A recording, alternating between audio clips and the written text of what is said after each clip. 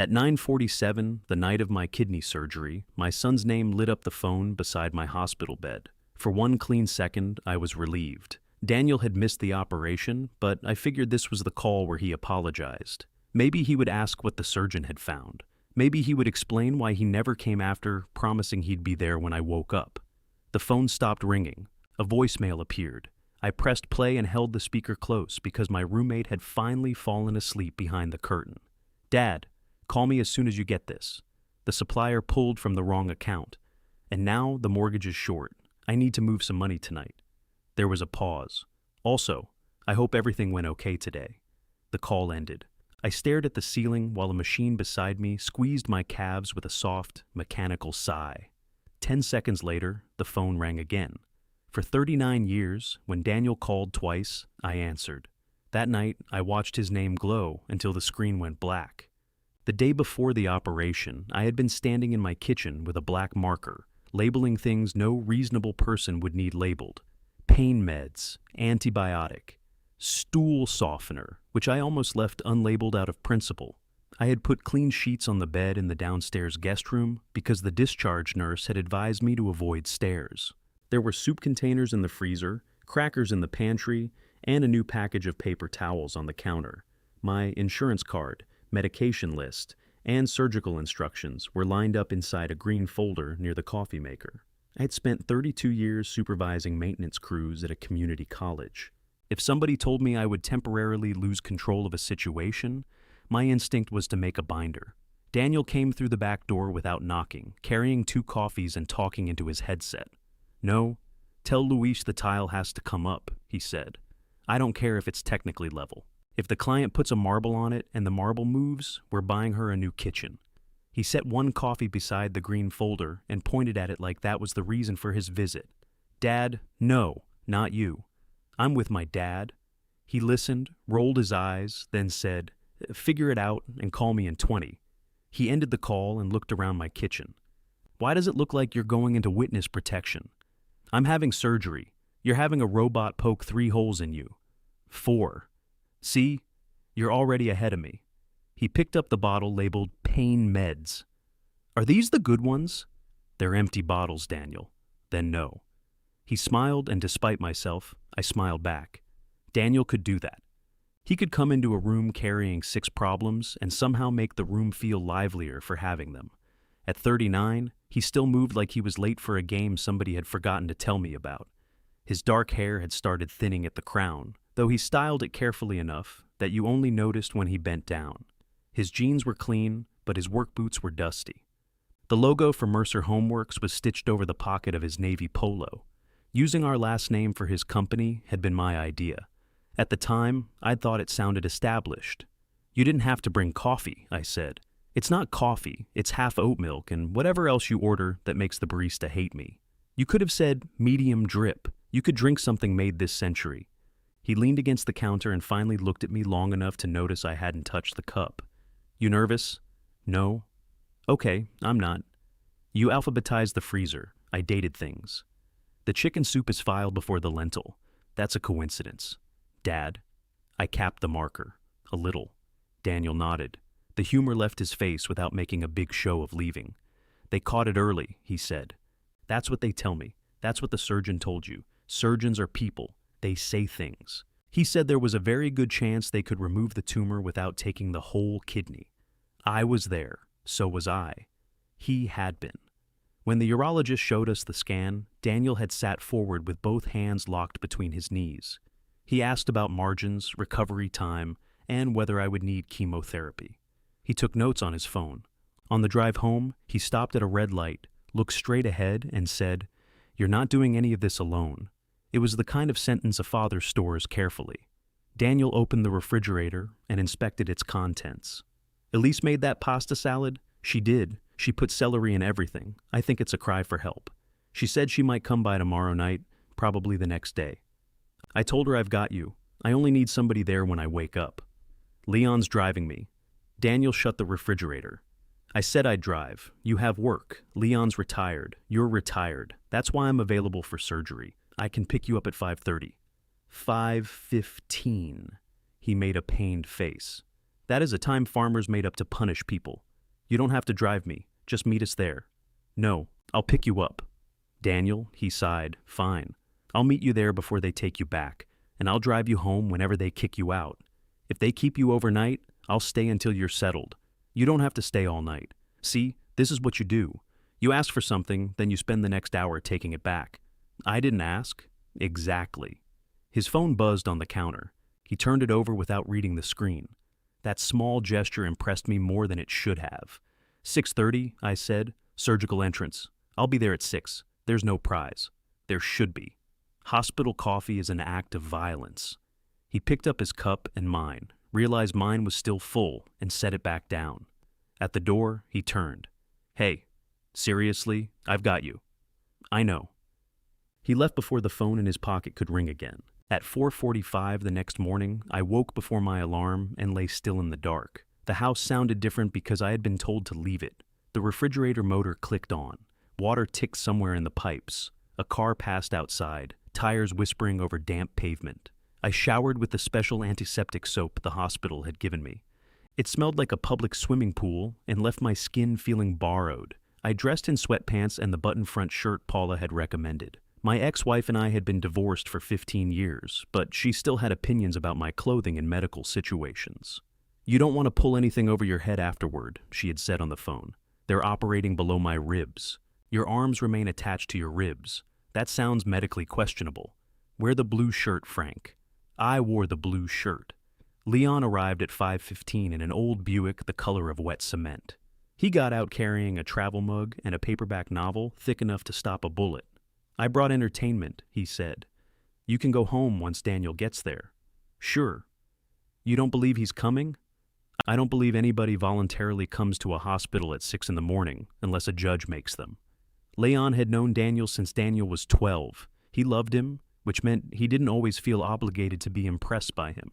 I locked the front door and checked it twice. You turn off the stove? Leon asked.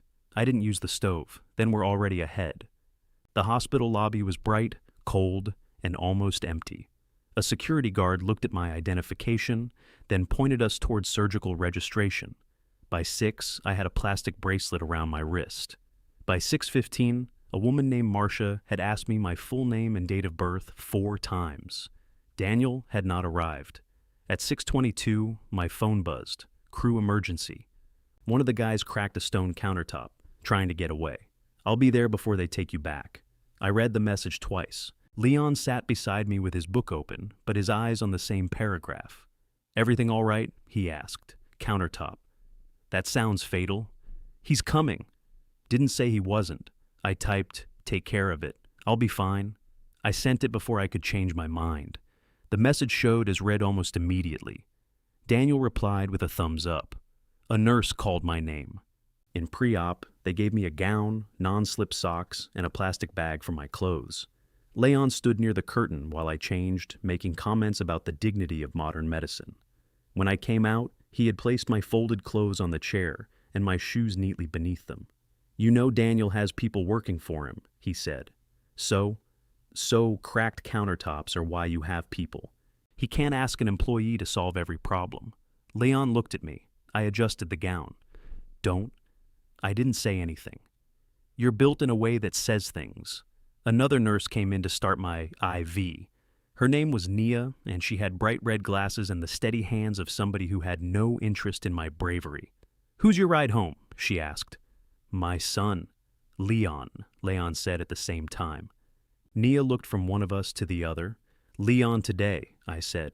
My son tomorrow if they keep me. Good. I like options. She taped the IV in place. The clock on the wall read 6:58. Every time the curtain moved, I looked up. The anesthesiologist came.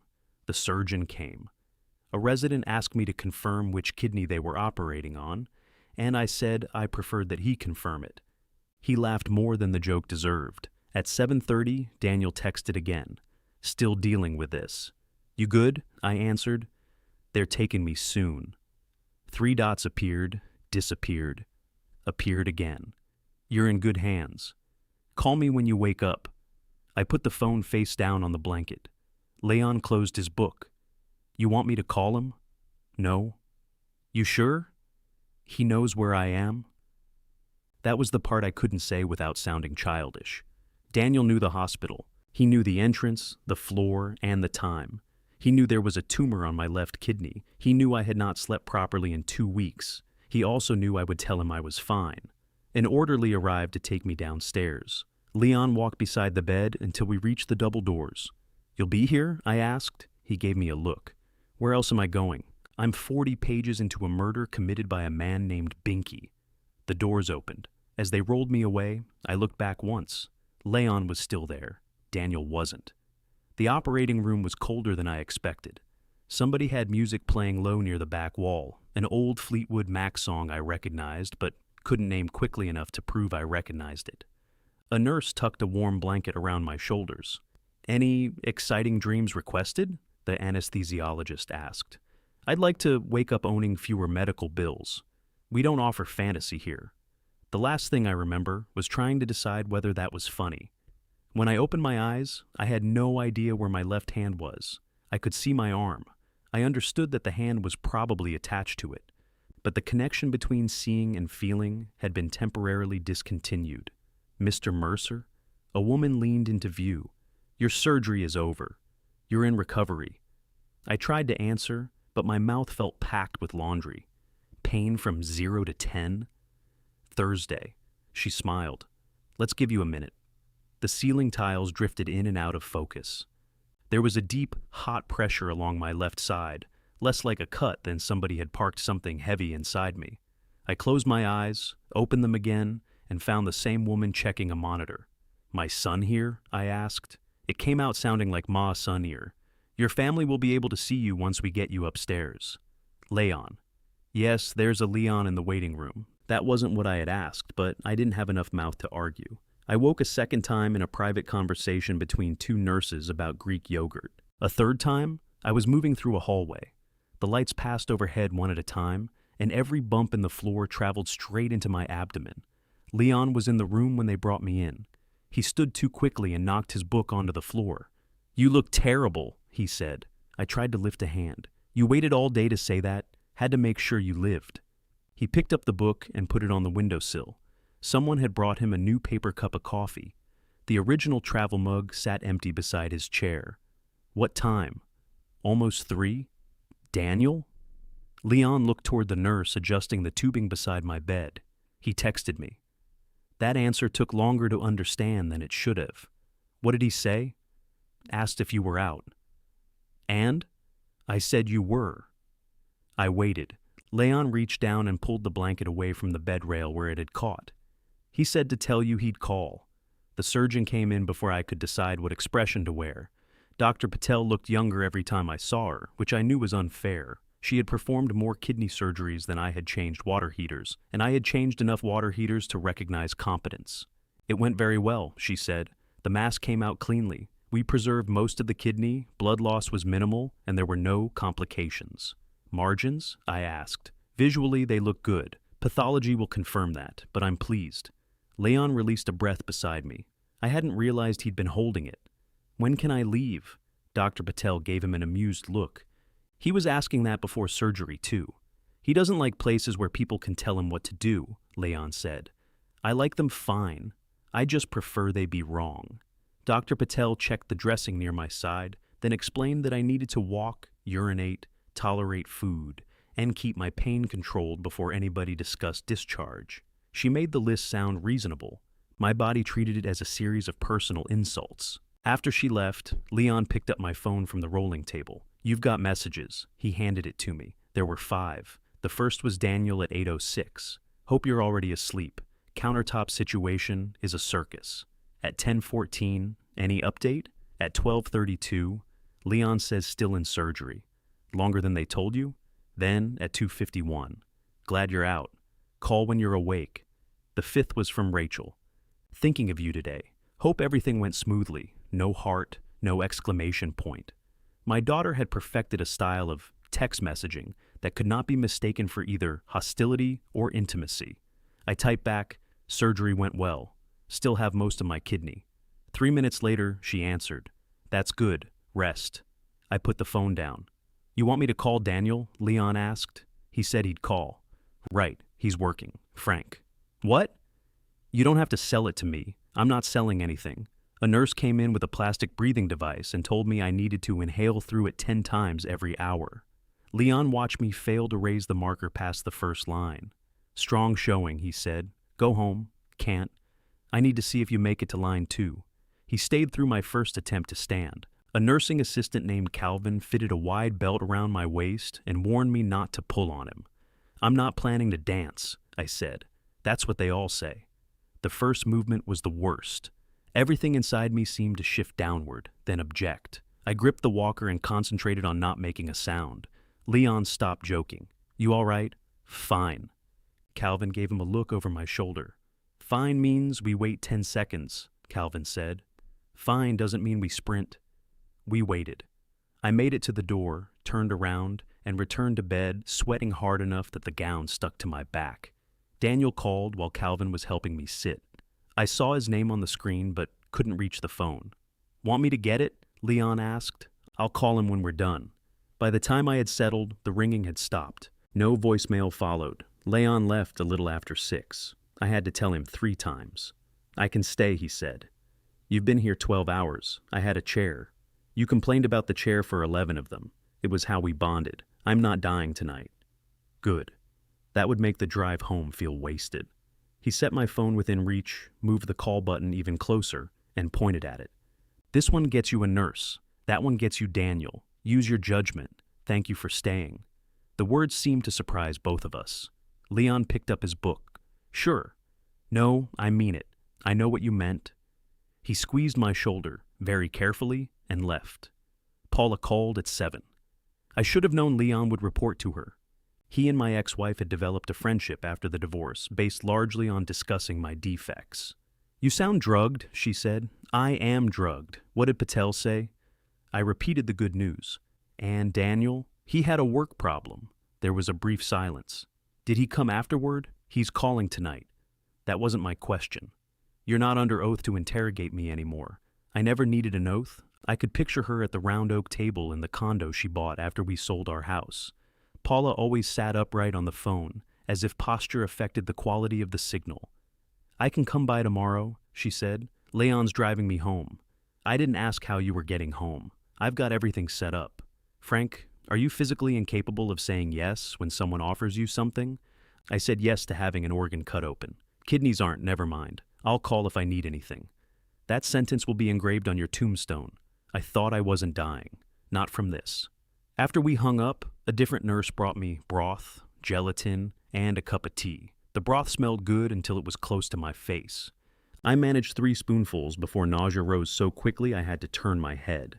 The nurse caught the basin in time. You're okay, she said.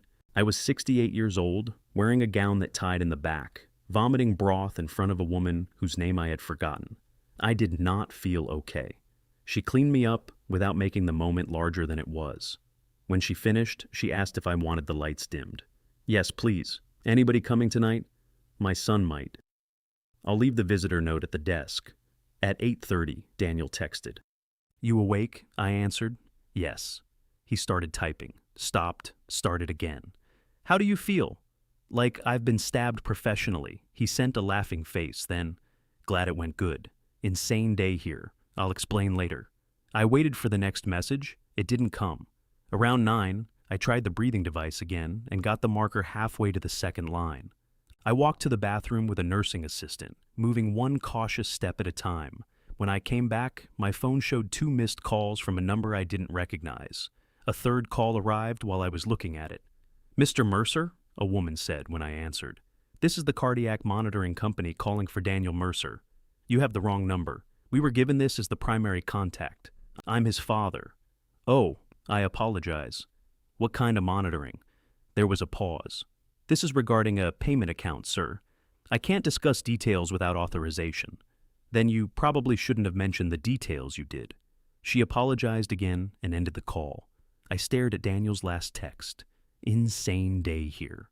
At 9:47, his name appeared. I answered in my head before I answered in real life. I heard myself say, I'm okay. They got it. The surgeon thinks it's clean. Instead, the call went to voicemail. The message about the supplier and the mortgage came through. He needed money moved that night. He hoped everything had gone okay. Then he called again. I let that one ring too. A minute later, another voicemail appeared. Dad, I know the timing is terrible, but I'm not asking you to do anything complicated.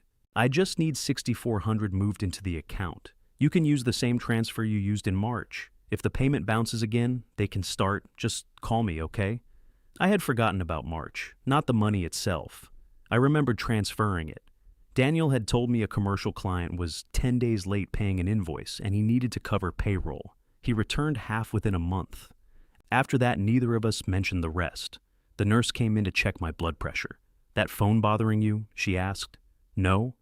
Want me to put it on silent? I looked at the dark screen. No. Leave it. She wrapped the cuff around my arm.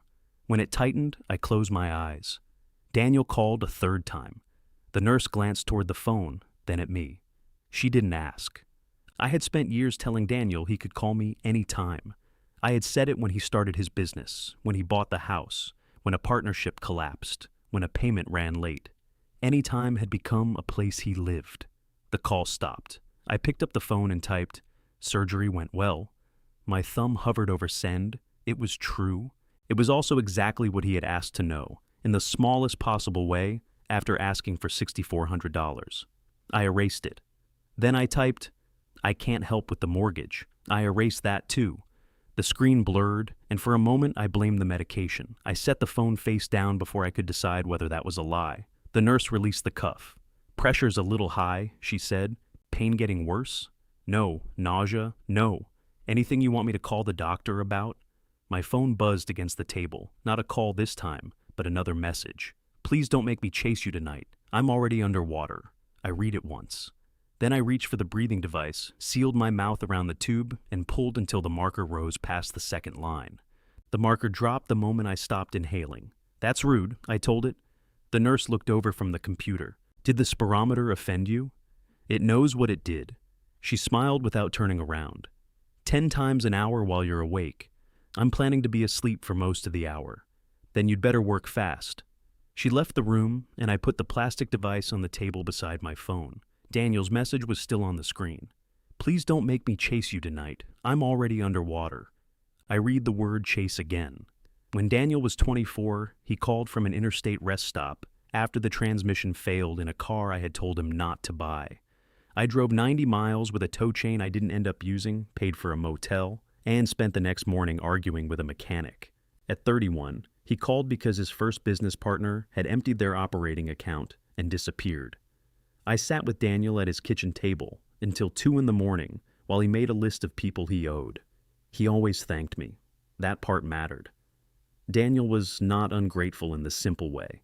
He could remember the brand of bourbon I liked, bring me coffee without being asked, and spend an entire Saturday helping me rebuild a sagging fence. The problem was that every crisis arrived with its own weather. Once the wind started, everybody else was expected to find shelter inside it. At 10:30, he texted again. "Can you just tell me you saw this?" I put the phone on the far side of the table. The pain medication made me sleepy, but not comfortable. I would drift off, then wake because I had breathed too deeply or shifted half an inch in the wrong direction. At midnight, the nursing assistant helped me walk the hallway. The hospital had become quieter, though never silent.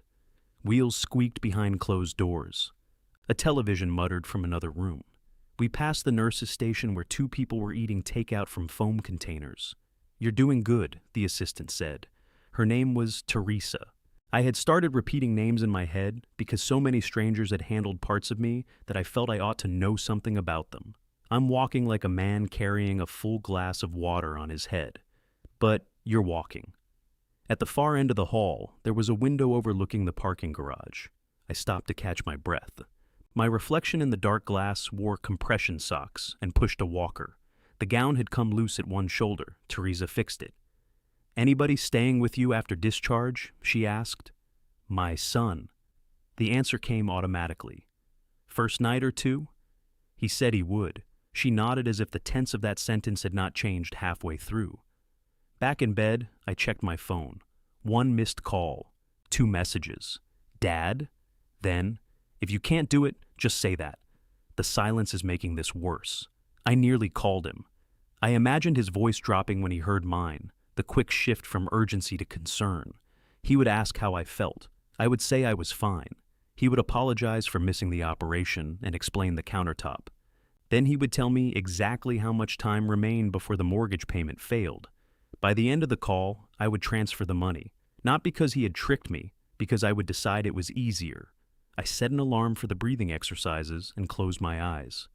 At 3 in the morning, I woke with pressure in my bladder and an ache that made the whole left side of my body feel badly assembled. The call button had fallen between the mattress and the rail. I reached for it, stopped when my incision pulled, and lay there breathing through my teeth.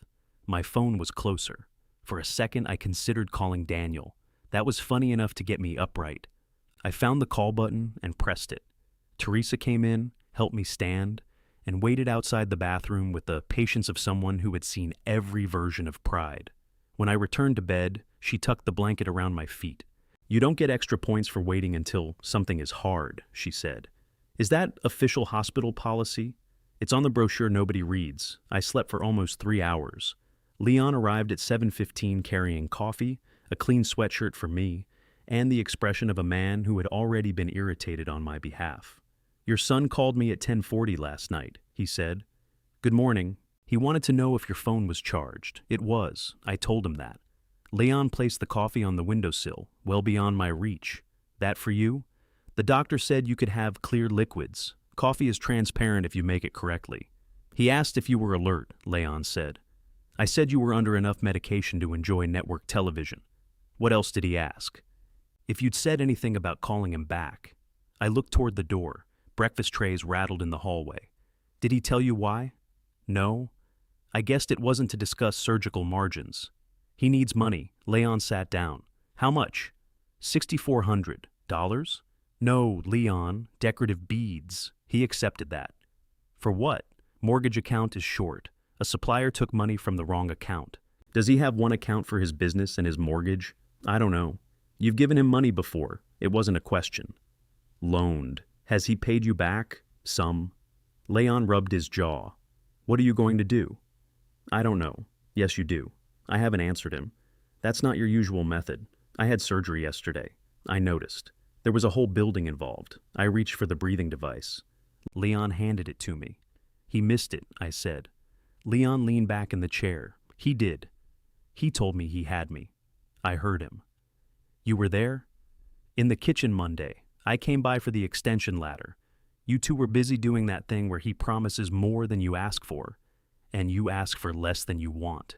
I inhaled too sharply and the pain stopped me before the marker reached the second line.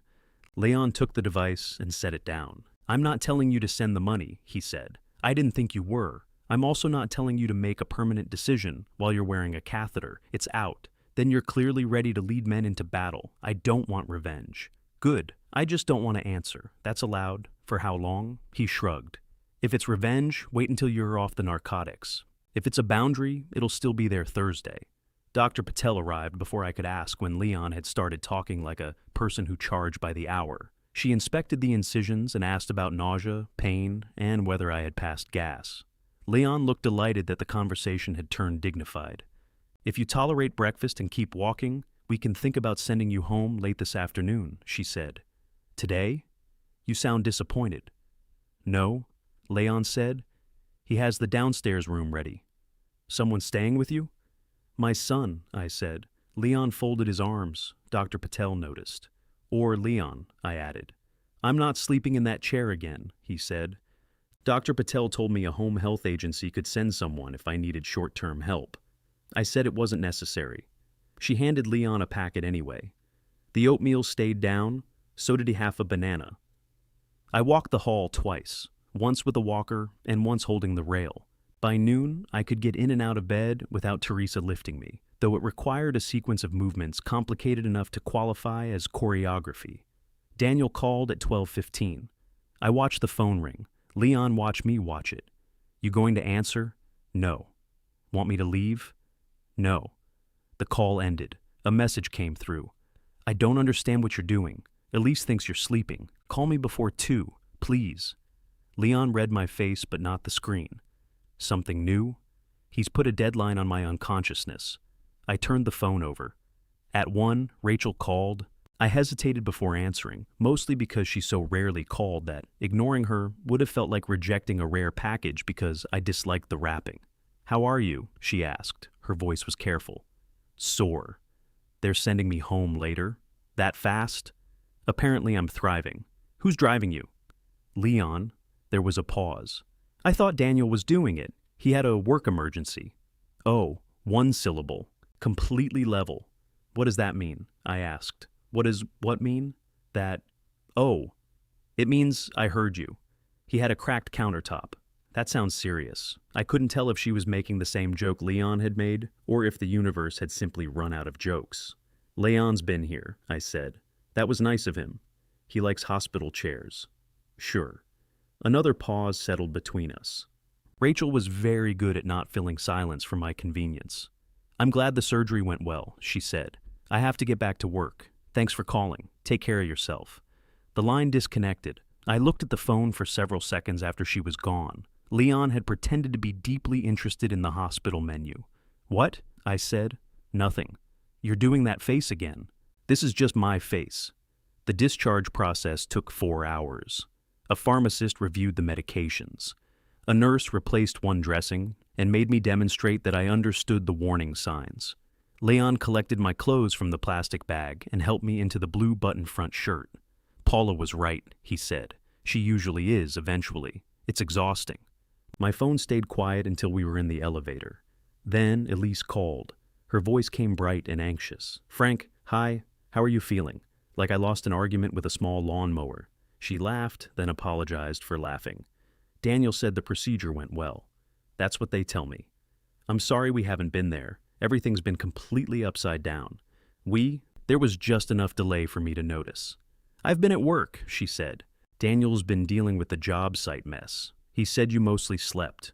"I did some of that." "We can bring dinner tomorrow, or tonight." "What can you eat?" "I have food. I know you have food. You always have food." That wasn't the question. For a moment she sounded so much like Paula that I wondered if women married into our family and received a handbook. "Tomorrow's better," I said. "We'll come tomorrow." Daniel said something in the background, too far from the phone to understand. Elise lowered her voice. "I have to go. Text me if you need anything, okay?" The call ended before I could answer. Leon wheeled me through the lobby even though I had objected to the wheelchair. Outside, the air smelled like rain and car exhaust. Getting into the Buick took longer than I expected. Every movement had to be planned before it began. On the drive home, Daniel's messages stacked up. "Bank closes at 5. Then, I can come by after." And finally, "I need an answer, Dad." I put the phone in the cup holder. Leon kept his eyes on the road. "You want me to stay tonight?" "No, that was fast. The guest room is ready for me, not you. I've slept in worse places. So have I. That doesn't mean we should compete." At the house, the green folder was still beside the coffee maker. The medication bottles stood in their labeled row. The pasta salad Elise had made waited on the middle shelf of the refrigerator, celery visible through the clear lid.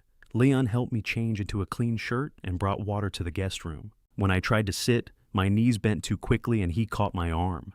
"Easy," I had it. "You had the general direction."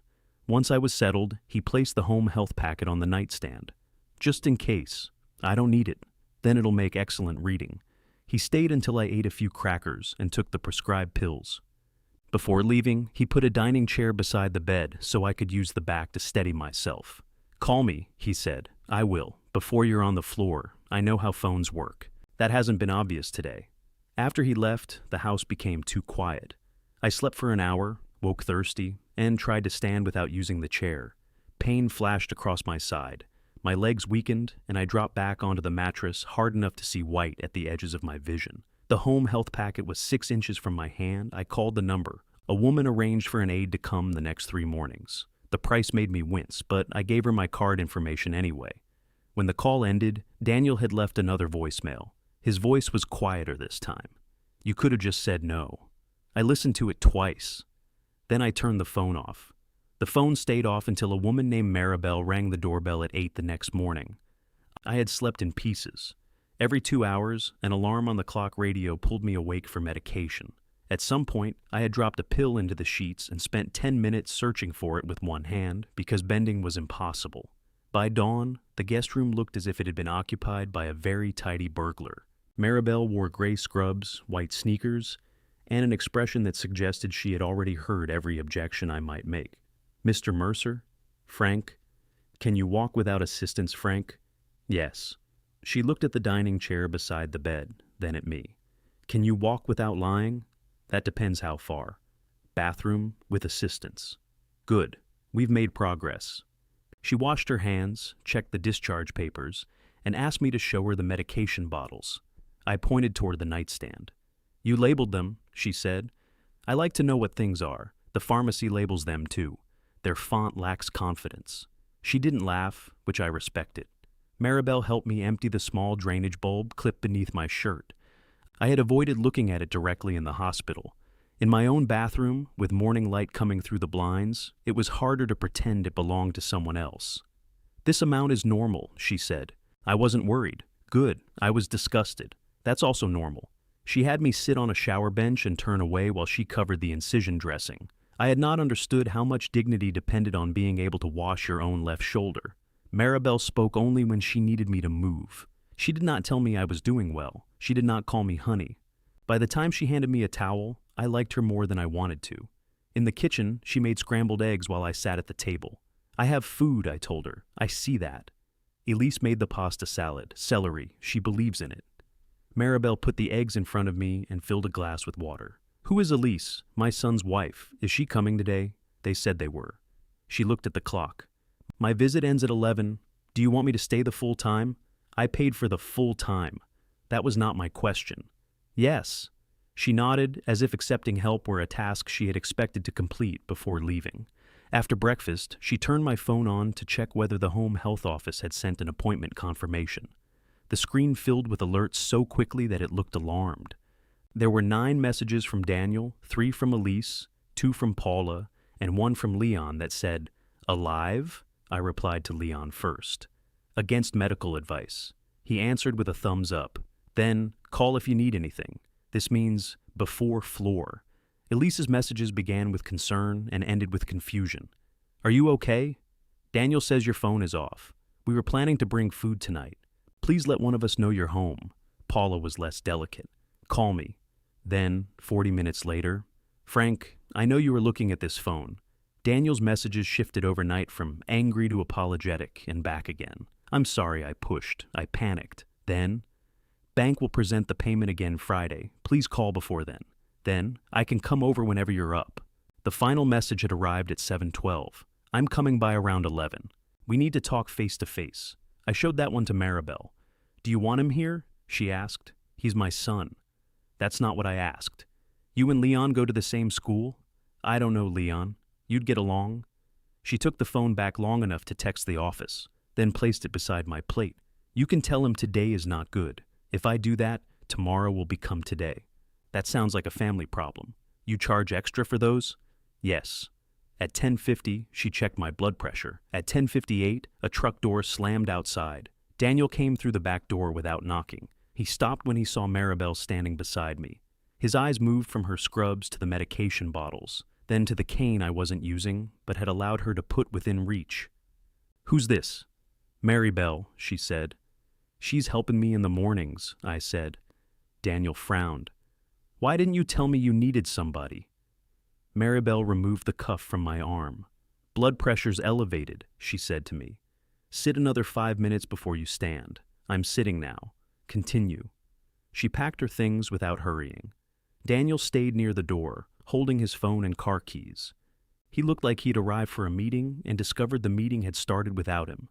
At the back door, Maribel turned to me.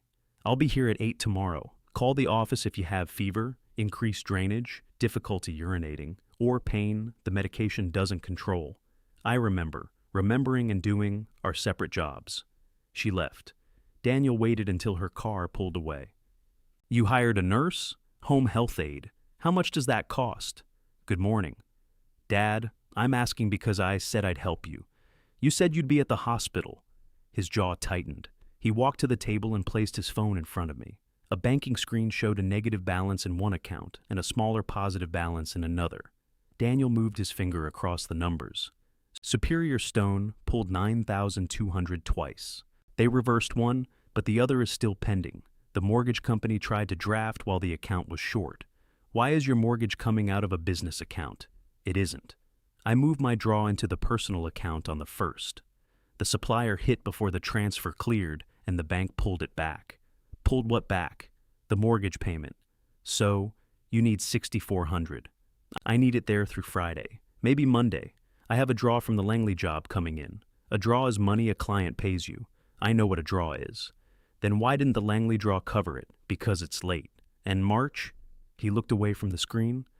Different job. You said March was payroll. It was. You still owe me $3,200 from that. I know exactly what I owe you. Apparently, one of us should. Daniel snatched the phone off the table. This isn't a loan application. I came here because you stopped answering in the middle of an emergency. No, you called in the middle of mine. His face changed. Only slightly, but I saw it. He looked at the blue shirt Paula had told me to wear, at the way I was holding my left side, and finally at the clear tube disappearing beneath the hem. What is that? A drain? Why do you have a drain? Because they removed part of my kidney. I thought it was laparoscopic. It was. You made it sound like you'd be walking out. I told you I might stay overnight. You never said you'd come home with tubes. I didn't know which accessories were included. He pulled out the chair across from me, but didn't sit. You should have told me it was that serious. I did tell you. No, you said it was routine. I said the surgeon does them routinely. I didn't say I did. Daniel rubbed both hands over his face. How are you? The question came so late that it embarrassed both of us. I'm sore. Did they get it all? They think so? That's good. Yes. He sat down. For a few seconds, he was simply my son at my kitchen table, frightened by the word cancer and ashamed that he had missed something he could not recreate. I wanted to reach across and put my hand over his. Then he unlocked his phone again. If you can just transfer it today, the bank said they can manually post it before the payment gets presented again. I leaned back carefully. Were you at that job site all day Tuesday?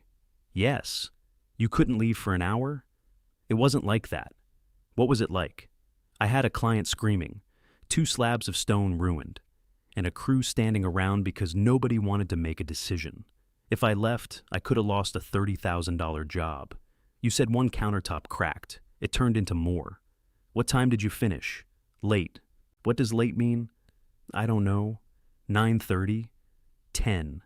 And you called me at 9:47. He stared at me. You're checking the time? I was awake. I know the timing looked terrible. The timing was the clearest part. Daniel stood so quickly his chair scraped across the floor. Okay, I'm sorry. Is that what you want? I'm sorry I missed it. I thought Leon was there. I thought the doctors had everything under control. They did. So you weren't alone. That isn't the same thing. No, apparently it's not. Because now you're willing to let my mortgage bounce to prove it. I felt heat beneath the dressing along my side. I needed a son on Tuesday, I said. You called, looking for a lender? Daniel's mouth opened, then closed. Outside, a garbage truck groaned to a stop at the corner. The ordinary sound made the silence in the kitchen feel staged. This is our house, he said finally. Mine and Elise's. This isn't a new truck or a vacation. You know what happens if a mortgage starts bouncing? One payment? He looked toward the window. Daniel? It's complicated. How many payments? We're working with them. That isn't a number. 2, counting this one. I watched him. He added, it's not foreclosure. Nobody is taking the house tomorrow. But another return payment changes how they handle the account. Does Elise know? Of course she knows. He answered too quickly. Does she know you asked me for $6,400? That's between you and me. No, it isn't. His face hardened. Please don't call my wife about our finances. I'm not planning to call anybody. Good. I'm not sending the money either. He stared at me as if the sentence had arrived in another language. You have it. That isn't the question. I'll pay it back. You still haven't paid March. So, this is about punishing me. This is about me saying no. You never say no. The words came out like an accusation, but there was fear underneath them. I am now. Daniel began pacing between the table and the sink. You don't understand what one bad month does when you're self-employed. I've watched you have several bad months. You don't know anything about my books. You bring me the part of the books you want me to pay. He turned. Wow, I'm not trying to insult you. You're doing it very naturally." He shoved his phone into his pocket. "You picked the worst possible moment to teach me some lesson." That may be true. The admission slowed him down. I didn't feel noble. I wanted him to understand what he had done, and I wanted that understanding to hurt. There was punishment in the room, whether I named it or not. Daniel looked toward the row of medication bottles. "You can pay a stranger to sit here, but you can't help me keep my house." "She came because you didn't." He flinched. For 1 second I regretted saying it exactly that way. Then he picked up his keys. "Elise wanted to come tonight," he said. "I'll tell her you need rest." "That's not what I said." "No, but I'm starting to understand how this works." He left through the back door. This time, he slammed it. I sat still until the sound of his truck faded. The pain along my side had sharpened. I reached for the medication bottle, but my hand shook enough that I knocked it over. Tablets scattered across the table and rolled onto the floor. I stared at them, furious at Daniel, furious at myself, and most of all, furious that I could not bend down to pick them up. The doorbell rang 20 minutes later. I expected Daniel. Paula stood on the porch holding a covered dish in one hand and wearing the expression she used when she had already heard one side of a story and disliked both people involved. She looked me over. "You look awful." Leon said the same thing. Leon has good judgment. She stepped inside without waiting to be invited. "Daniel called you." "He did. And?" Paula handed me the dish. "And apparently you've decided to have a nervous breakdown in installments." Paula's eyes dropped to the pill bottle lying on its side. "Why are your drugs on the floor?" "I'm redecorating." She put the covered dish on the counter and bent to collect the tablets. Her silver blonde hair fell across her face, and she pushed it back with the same impatient motion she'd had at 30. "How many were there?" "I don't know." "You're taking medication without knowing how many pills you have?" "I knew before they escaped." She counted them on the table, checked the bottle, then counted again. 10. "Is that right?" "It is now." "Sit down." "I am sitting." "Then stop trying to get up." "I wasn't." "You were thinking about it aggressively." Paula had been in my house for less than 2 minutes, and already the air had rearranged itself around her. That had been one of the problems in our marriage, and, occasionally, one of the benefits. She filled a glass with water, read the prescription instructions, and watched me take one tablet. "I don't need supervision." "Clearly." "What did Daniel tell you?" "That he went to see you because you refused to answer your phone, and you informed him you'd rather watch him lose his house than help him, because he missed your surgery. That is a very efficient version. Is it inaccurate?" "Yes." "Which part?" "All the words between he and surgery." Paula pulled out the chair Daniel had shoved back and sat across from me. "He said there was a banking mistake. A supplier withdrew money twice. So, there was a mistake. There are also 2 mortgage payments involved." Her eyebrows rose. "He didn't mention that. He told me Elise knows." "Does she?" "He says she does." "That wasn't my question. You've been here 4 minutes and asked me that twice. You've avoided it twice." I reached for the glass. The pain medication had not started working yet, and the ache under my left ribs pulsed with my heartbeat. "I don't know what Elise knows." Paula studied me. "What happened at the hospital?" "You know what happened. I know Leon took you. I know Daniel didn't. I assumed he came later. He didn't." "Not at all?" "No." Her mouth tightened. "What was the work emergency?" "A cracked countertop. Then apparently several cracked countertops." The story expanded. "And he never showed up after?" "He called, for money, at 9:47. Paula looked toward the back door, as if Daniel might still be standing there. "What did he say about the surgery?" "He hoped it went okay." "That's all?" It was after the mortgage explanation. She leaned back. "Well," she said, "it was not an apology, but it was the first sign that Daniel's version had lost structural support." "He promised he'd be there," I said. "I know." "How?" "He told me Sunday.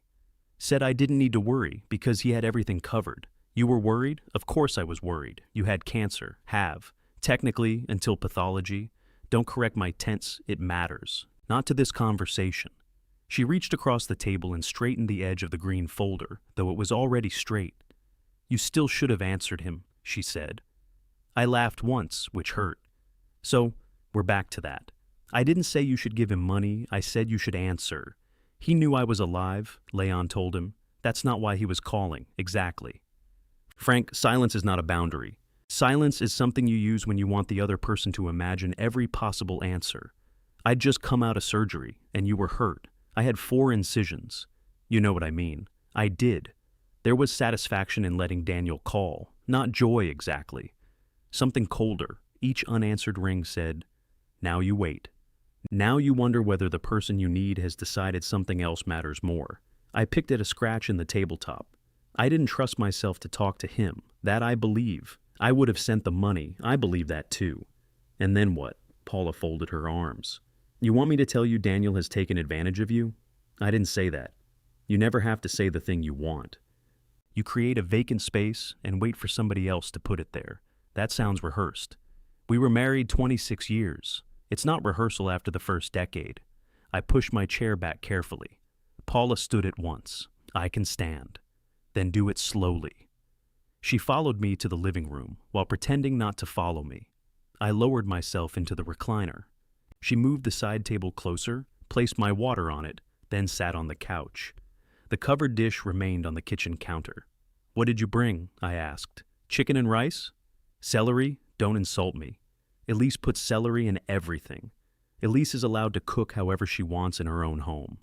Not if she's sending it here. Paula almost smiled. Then her face settled again.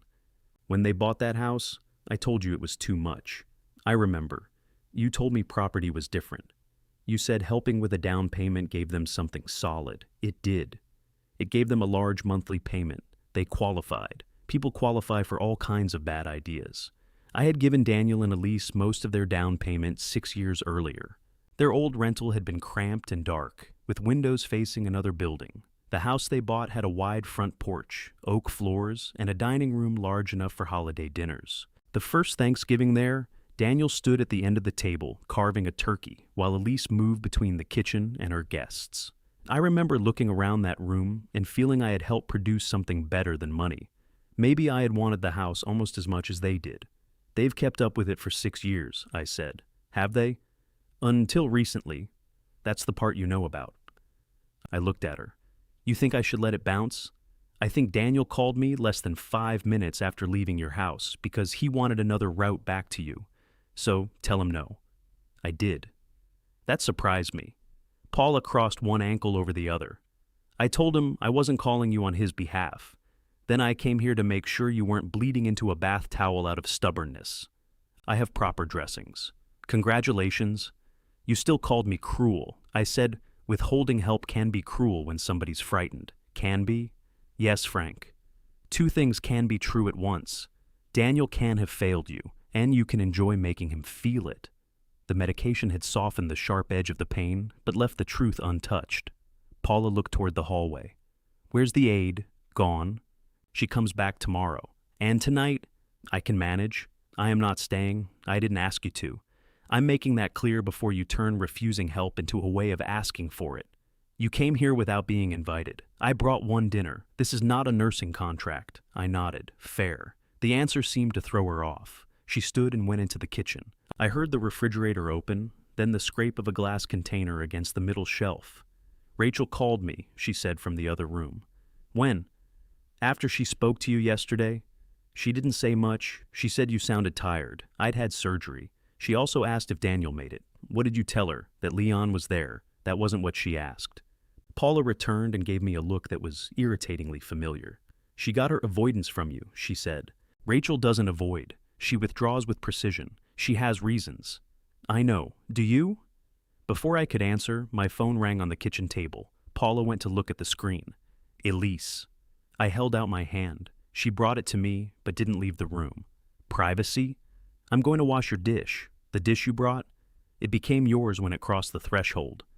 She disappeared into the kitchen. I answered. Hi, Frank. Elise spoke softly. Did I wake you? No. Daniel said you were resting and that we shouldn't come over. He said that? He said the visit this morning upset you. The visit didn't help my blood pressure. I'm sorry. Water began running in the kitchen. Paula had chosen the loudest possible way to pretend she wasn't listening.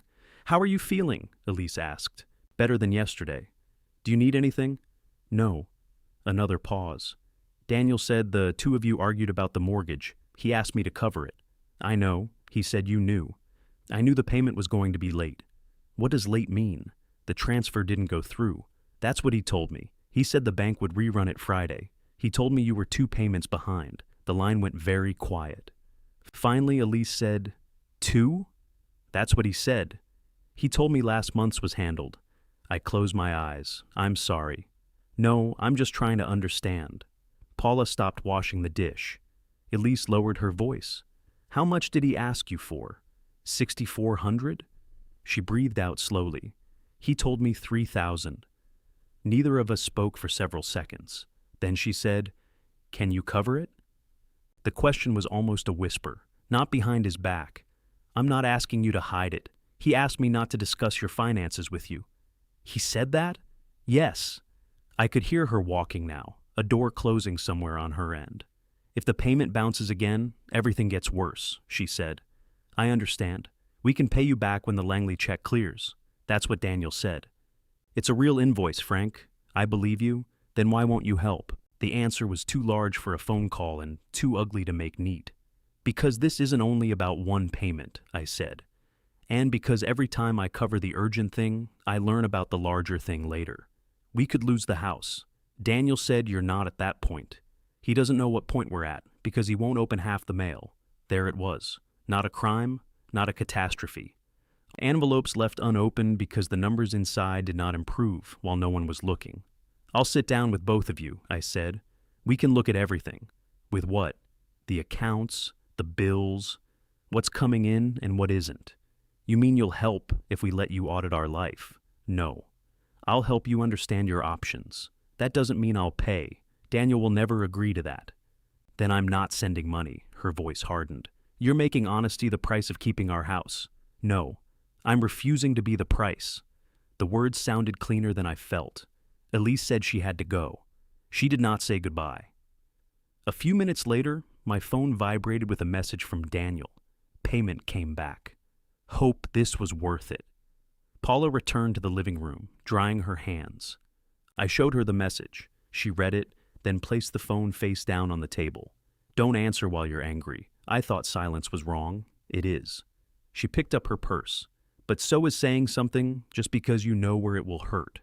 After Paula left, I turned Daniel's message over in my head until every possible answer sounded cruel. I finally typed, I am not sending money. When I'm stronger, I will sit down with you and Elise and go through the situation together if you both want.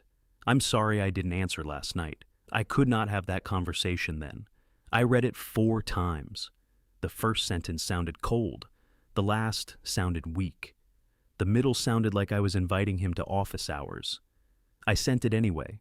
Daniel replied before I could put the phone down. So you can answer. Good to know. A second message followed. We don't need an audit, we needed help. I waited for more. Nothing came. The chicken and rice tasted better than I told Paula it would. I ate half a bowl in the recliner and fell asleep with the television on.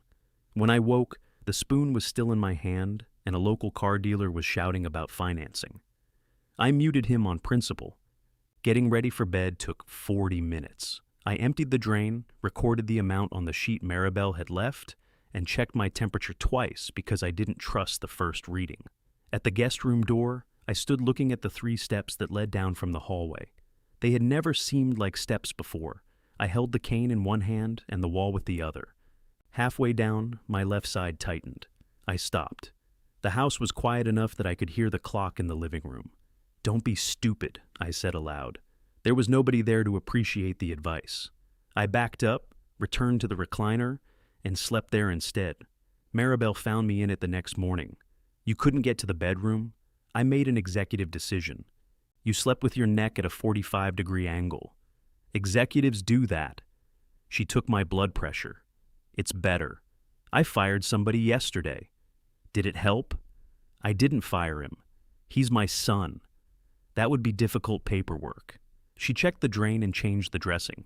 The incisions looked smaller than the pain they produced, 4 short red lines and a 5th opening for the tube.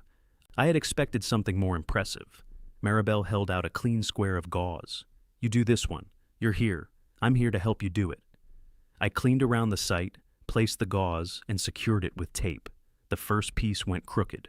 That'll bother me all day, I said, then put the next one straight. While I worked, my phone rang in the kitchen. Daniel's name appeared, then disappeared. No message followed. At 10, Elise texted, "Please don't tell Daniel I called you yesterday." I stared at the request. Maribel was washing her hands. "Do you have a professional opinion about secrets?" I asked. "Yes." "They make people whisper while I'm trying to work," I typed back. "I won't volunteer the conversation. I also won't lie if he asks." Elise's reply came a minute later. "Fine." It did not look fine. Leon arrived just before Maribel left, carrying a grocery bag and a length of white PVC pipe. "What's that?" I asked. "Motivation." He set the groceries on the counter and held up the pipe. One end had been wrapped in blue painter's tape. "I made you a walking stick. I have a cane. That's medical. This has character. It's plumbing. Also character." Maribel inspected it. "No," she said. Leon looked offended. "You haven't seen him use it. I don't need to." She pointed at the cane. "Use that. 5 minutes outside if you're steady. No hills." "My driveway slopes," I said. "Then don't walk down it. I live on a hill. Walk inside." "She's strict," Leon said after she left. "She called your stick plumbing. Shows what she knows. It's Schedule 40. We walked laps between the kitchen and living room. On the fourth pass, Leon opened the front door and led me onto the porch. The air was cool. Rain from the night before clung to the railing. Across the street, a man I recognized but had never spoken to dragged a recycling bin toward his garage. He lifted a hand. I lifted mine back and immediately felt as if I had accomplished something.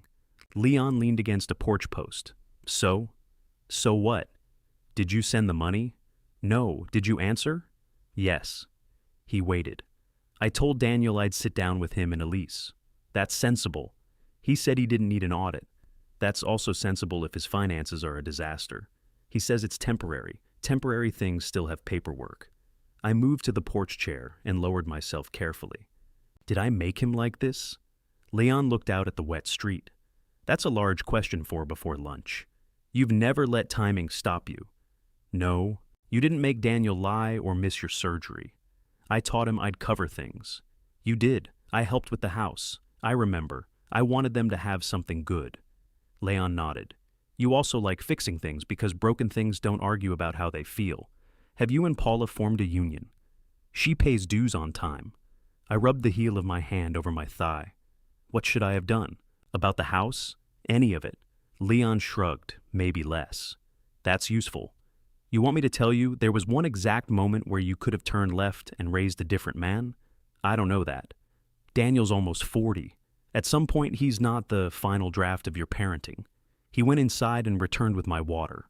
"What's in the grocery bag?" I asked. "Bananas, bread, soup." "Celery?" "I'm leaving." He did not leave. He stayed through lunch, helped me change the batteries in the thermostat, even though they did not need changing, and took the trash out on his way to the car. At 2, Daniel called again. This time, I answered. "What?" he said. "You called me. I wasn't expecting you to pick up. I can hang up and give you another run at it," he breathed out. "Did you tell Elise we were 2 payments behind?" I answered a question. "That wasn't your business. You made it my business when you asked me to pay it. She's been calling the lender all morning." "That sounds useful." "She's panicking. Maybe she should know what she's panicking about." "You don't understand our marriage?" "No." "You told her I asked for $6,400. She asked." "You could have said it was between us. That's what you told me to say. Because it was. She pays the mortgage too." Daniel was silent. I could hear a vehicle idling near him and the rhythmic click of a turn signal. "Are you driving?" "I'm parked." "What does the lender say?" "That we have 10 days to bring the account current before it goes to the next stage." "What stage?" "Collections. Loss mitigation." "I don't know. They use different departments to make everything sound worse." "How much brings it current?" "The return payment, late fees, and the previous balance." "How much?" "Why?" "Because you asked me to look at it with you. I didn't ask you to look at anything. I asked for a short-term loan." "Then I can't help you." "You mean you won't?" "Yes." The words sat between us. Daniel's voice changed. "You know, Mom said you were asking where I was Tuesday. Were you with an employee at the hospital?" "What?" "She didn't tell me that." "I'm asking." A pause. One of the guys cut his hand. Was it the countertop or his hand? It was the same job site. "Things happened all day. You told me you were there until 10. I was dealing with it until 10. That isn't the same sentence. Jesus, Dad, I'm not on trial. No. Then stop taking notes. He hung up. I remained on the porch with the phone against my ear until the empty line made a soft tone. Paula called 10 minutes later. Daniel just called me, she said. He gets good mileage out of us. He says you're interrogating him about Tuesday.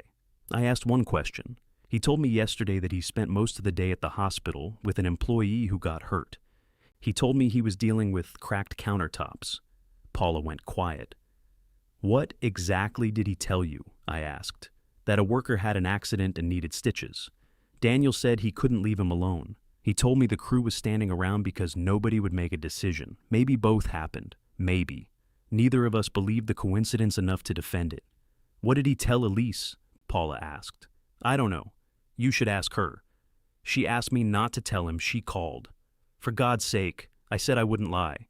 That family meeting you offered is going to need stadium seating. I heard a cabinet door close on her end. Are you all right? She asked. Physically? Any available category. I don't know. Have you taken the pain medication? Yes. Eaten? Leon brought soup. Celery? Why is everybody doing that? She laughed, and I did too, though mine ended in a wince. After we hung up, I sat watching drops fall from the porch roof. Daniel's absence had hurt when it was a work emergency. Work was concrete. Work had clients, crews, deadlines, things that could crack. A changing story hurt differently. It suggested he had not simply chosen something else. He had known the choice needed improving before anyone else heard it. My phone rang again. Rachel. I almost let it go, not because I didn't want to talk to her, but because I had begun to associate ringing phones with doors I should not open. I answered.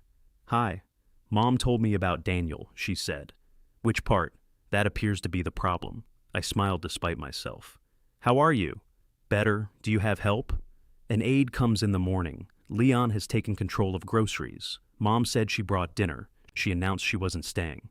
That sounds like her. Rachel hesitated. I could come Sunday. The offer was careful, almost formal. You don't have to drive all that way. I know. I'm managing. I didn't ask whether you were managing.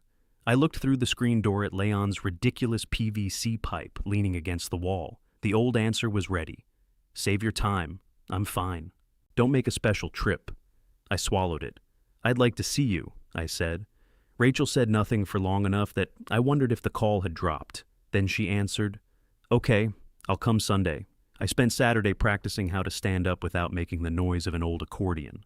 Maribel's third visit was supposed to be the last.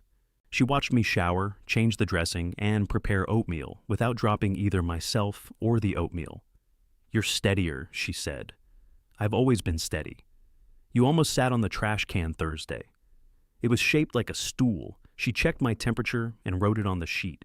You can manage if you stay downstairs and don't overdo it. I won't. You will. That sounded personal. It's statistical. She gathered her things. I expected to feel relieved. Instead, I looked at the guest room, the bathroom, and the long stretch of Saturday afternoon waiting beyond the front door. Are you available Monday? I asked. Maribel paused. The agency is. One more morning. You can call them. I have their number. She nodded. She did not congratulate me for asking. That was another reason I liked her. The agency charged my card for 2 more visits. I tried not to convert the amount into fractions of Daniel's mortgage payment. Leon came by in the afternoon and found me sorting the pantry. I thought you were supposed to rest. I'm sitting. You moved 20 cans onto the table. They didn't walk. He took the box of canned goods away and made me watch a baseball game instead. Neither of us cared much about the teams, but the rhythm gave us something to look at while we didn't discuss Daniel. My phone stayed mostly quiet. Elise sent one message.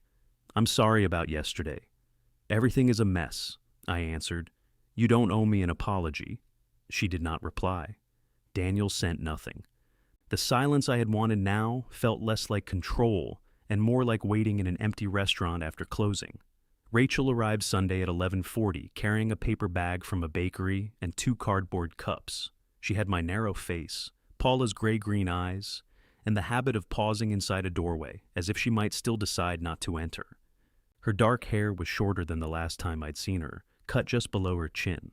She wore jeans, ankle boots, and a tan jacket spotted with rain. Coffee, she said, lifting 1 cup. Or whatever medically approved brown water you drink now. Leon brought real coffee and got reprimanded. I brought decaf. That feels hostile. It is. She handed it to me and set the bakery bag on the counter. We hugged carefully. Rachel kept one arm high around my shoulders, avoiding the incision side without asking where it was. You look better than Mom said. Your mother benefits from dramatic lighting. She said you looked like death with good insurance. That sounds more like her. Rachel removed her jacket and hung it over a chair instead of the hook by the door. She had done that since she was a teenager. When she lived at home, I used to move the jacket to the hook without saying anything, then resent her for making me move it. I left it on the chair. She looked around the kitchen. You labeled your medication. Everybody's mocking the labels. They're in capital letters. Lowercase would be irresponsible. She smiled. The expression disappeared quickly, but I had seen it. We ate cheese pastries at the table. Rachel pulled hers apart into exact pieces and left the crust untouched. I asked about work. She managed purchasing for a regional restaurant group, a job that seemed to involve explaining to chefs why rare ingredients could not be obtained, merely because someone had written urgent in an email. I spent Friday looking for 30 pounds of purple cauliflower, she said. Did you find it? I found white cauliflower and a suggestion that the chef rethink his emotional dependence on color. That sounds managerial. He didn't appreciate my growth. She asked about Dr. Patel, the pathology report, and whether I was walking enough. The report had not come back yet. I showed her the breathing device, and she got the marker to the top on her first try. That was rude, I said. You gave me good lungs. I'll add them to the ledger. The word ledger changed the room. Rachel wiped sugar from her fingertips. Mom told me you offered to go through Daniel's finances. I said I'd sit down with both of them. Same thing in your language. He asked me for money. I know. Does everybody know? Everybody who Daniel called after you said no. I didn't say no until Thursday. You said it by not answering. I looked down at my coffee. Rachel folded the top of the bakery bag once, then again. I'm not saying you were wrong, she said. That sounded like the beginning of saying I was wrong. I think he behaved terribly. Thank you. I'm not here to give you points. I didn't ask for points. No. You ask questions until people arrive at the answer you prefer. The room had become crowded with Paula's opinions, despite Paula being several miles away. Did your mother give you notes? She didn't need to. I got up to refill my water. Rachel started to rise, then stopped herself. I appreciated both movements. At the sink, rain tapped against the window. He promised he'd be there, I said. I know. He never came. I know. When I woke up, Leon was sitting there. Daniel texted that he'd call. Rachel didn't respond. He called about the mortgage. You told me. I'm trying to explain why I couldn't just transfer the money. You don't have to explain that to me. Then what are we talking about? She looked at me for a long moment. The fact that you seem surprised. Surprised by what? That Daniel decided you could wait. I put the glass on the counter. Rachel's face remained composed, but color had risen along her neck. What does that mean? It means now you know what it feels like to be the thing that can wait. I knew before she said anything else. 7 years earlier, Rachel's marriage had ended slowly, then all at once. Her husband, Curtis, moved into a furnished apartment, but left half his belongings behind. For weeks they argued by text about dishes, tools, records, and a coffee table neither of them wanted. The day he came for the final boxes, Rachel asked me to be at her house. I arrived early. I changed the lock on the side door because it stuck, tightened a loose cabinet hinge, and carried 2 boxes to the garage. Curtis was due at noon. At 11:20, Daniel called. A pipe had burst above his finished basement. Water was coming through a light fixture. He couldn't find the main shutoff. I was gone 90 minutes, I said. 2 hours and 40 minutes. I came back, after Curtis left. There was water pouring through Daniel's ceiling. He could have called a plumber. By the time a plumber arrived, you were the only father I had. The sentence stopped me. Rachel looked toward the window. I didn't need the lock changed. I didn't need the cabinet fixed. I needed someone in the room when my husband packed the last pieces of our life into his car. I thought you didn't want me involved. I didn't want you fighting with him. I wouldn't have. You wanted a job. So you found 3. That's not fair. No. Fair would have been you staying. I returned to the table, but didn't sit. When Daniel called, it sounded urgent. That's the family motto. You told me to go. Rachel laughed without humor. I said, if you need to. That's telling me to go. No, that was me watching you decide. Rainwater gathered at the edge of the porch roof and fell in a steady line. I came back with dinner, I said. You brought Chinese food and tried to fix the drawer in my bathroom. It was off the track. I was crying. I didn't know what to say. I know. There was no anger in those 2 words. That made them worse. My phone rang on the counter. Daniel. Both of us looked at it. I can answer later, I said. Rachel's expression sharpened. Don't do that. Do what? Turn me into the reason you don't answer him. I'm visiting with you, and I'm telling you I don't want to be used that way. The phone kept ringing. I picked it up. Hello? Daniel hesitated. Hey. What is it? I wanted to see how you were. Rachel looked away. I'm recovering. Drain still in? Yes. When does it come out? Tuesday. If everything looks right. That's good. I waited. Daniel cleared his throat. The lender sent some options. I thought maybe we could come by tomorrow night and show you. You and Elise? Yes. Does she want to? Another pause. She wants this fixed. That isn't what I asked. Can we come or not? 6 o'clock. Fine. He hung up. Rachel sipped her coffee. Was there a mortgage attached to that concern? Eventually. At least he asked about the drain. He saw it Thursday. She nodded. I sat across from her. I'm sorry I left that day. Rachel's hands stopped moving. I should have stayed. Daniel had other people he could call. You asked me to be there, and I turned your worst day into a gap between repair jobs. You don't have to make it poetic. I'm not trying to. You are a little. Probably. She looked at me, and for once I didn't add an explanation. I'm sorry, I said again. Rachel pressed her lips together. I wanted you to say that 7 years ago. I should have. I don't know what I'm supposed to do with it now. You don't have to do anything. That's convenient. I mean it. I know you mean it right now. The distinction landed exactly where she intended. She stood and carried the cups to the trash. I expected her to leave, but she opened the refrigerator instead. What are you eating tonight? Chicken and rice. This container could feed a construction crew. Your mother cooks after conflict. She cooks during conflict. It's more efficient. Rachel took out the dish, checked the oven, and set it to preheat. You don't have to stay, I said. She closed her eyes. Was that you dismissing me or protecting me from feeling obligated? I don't know. Try again. I gripped the back of the chair.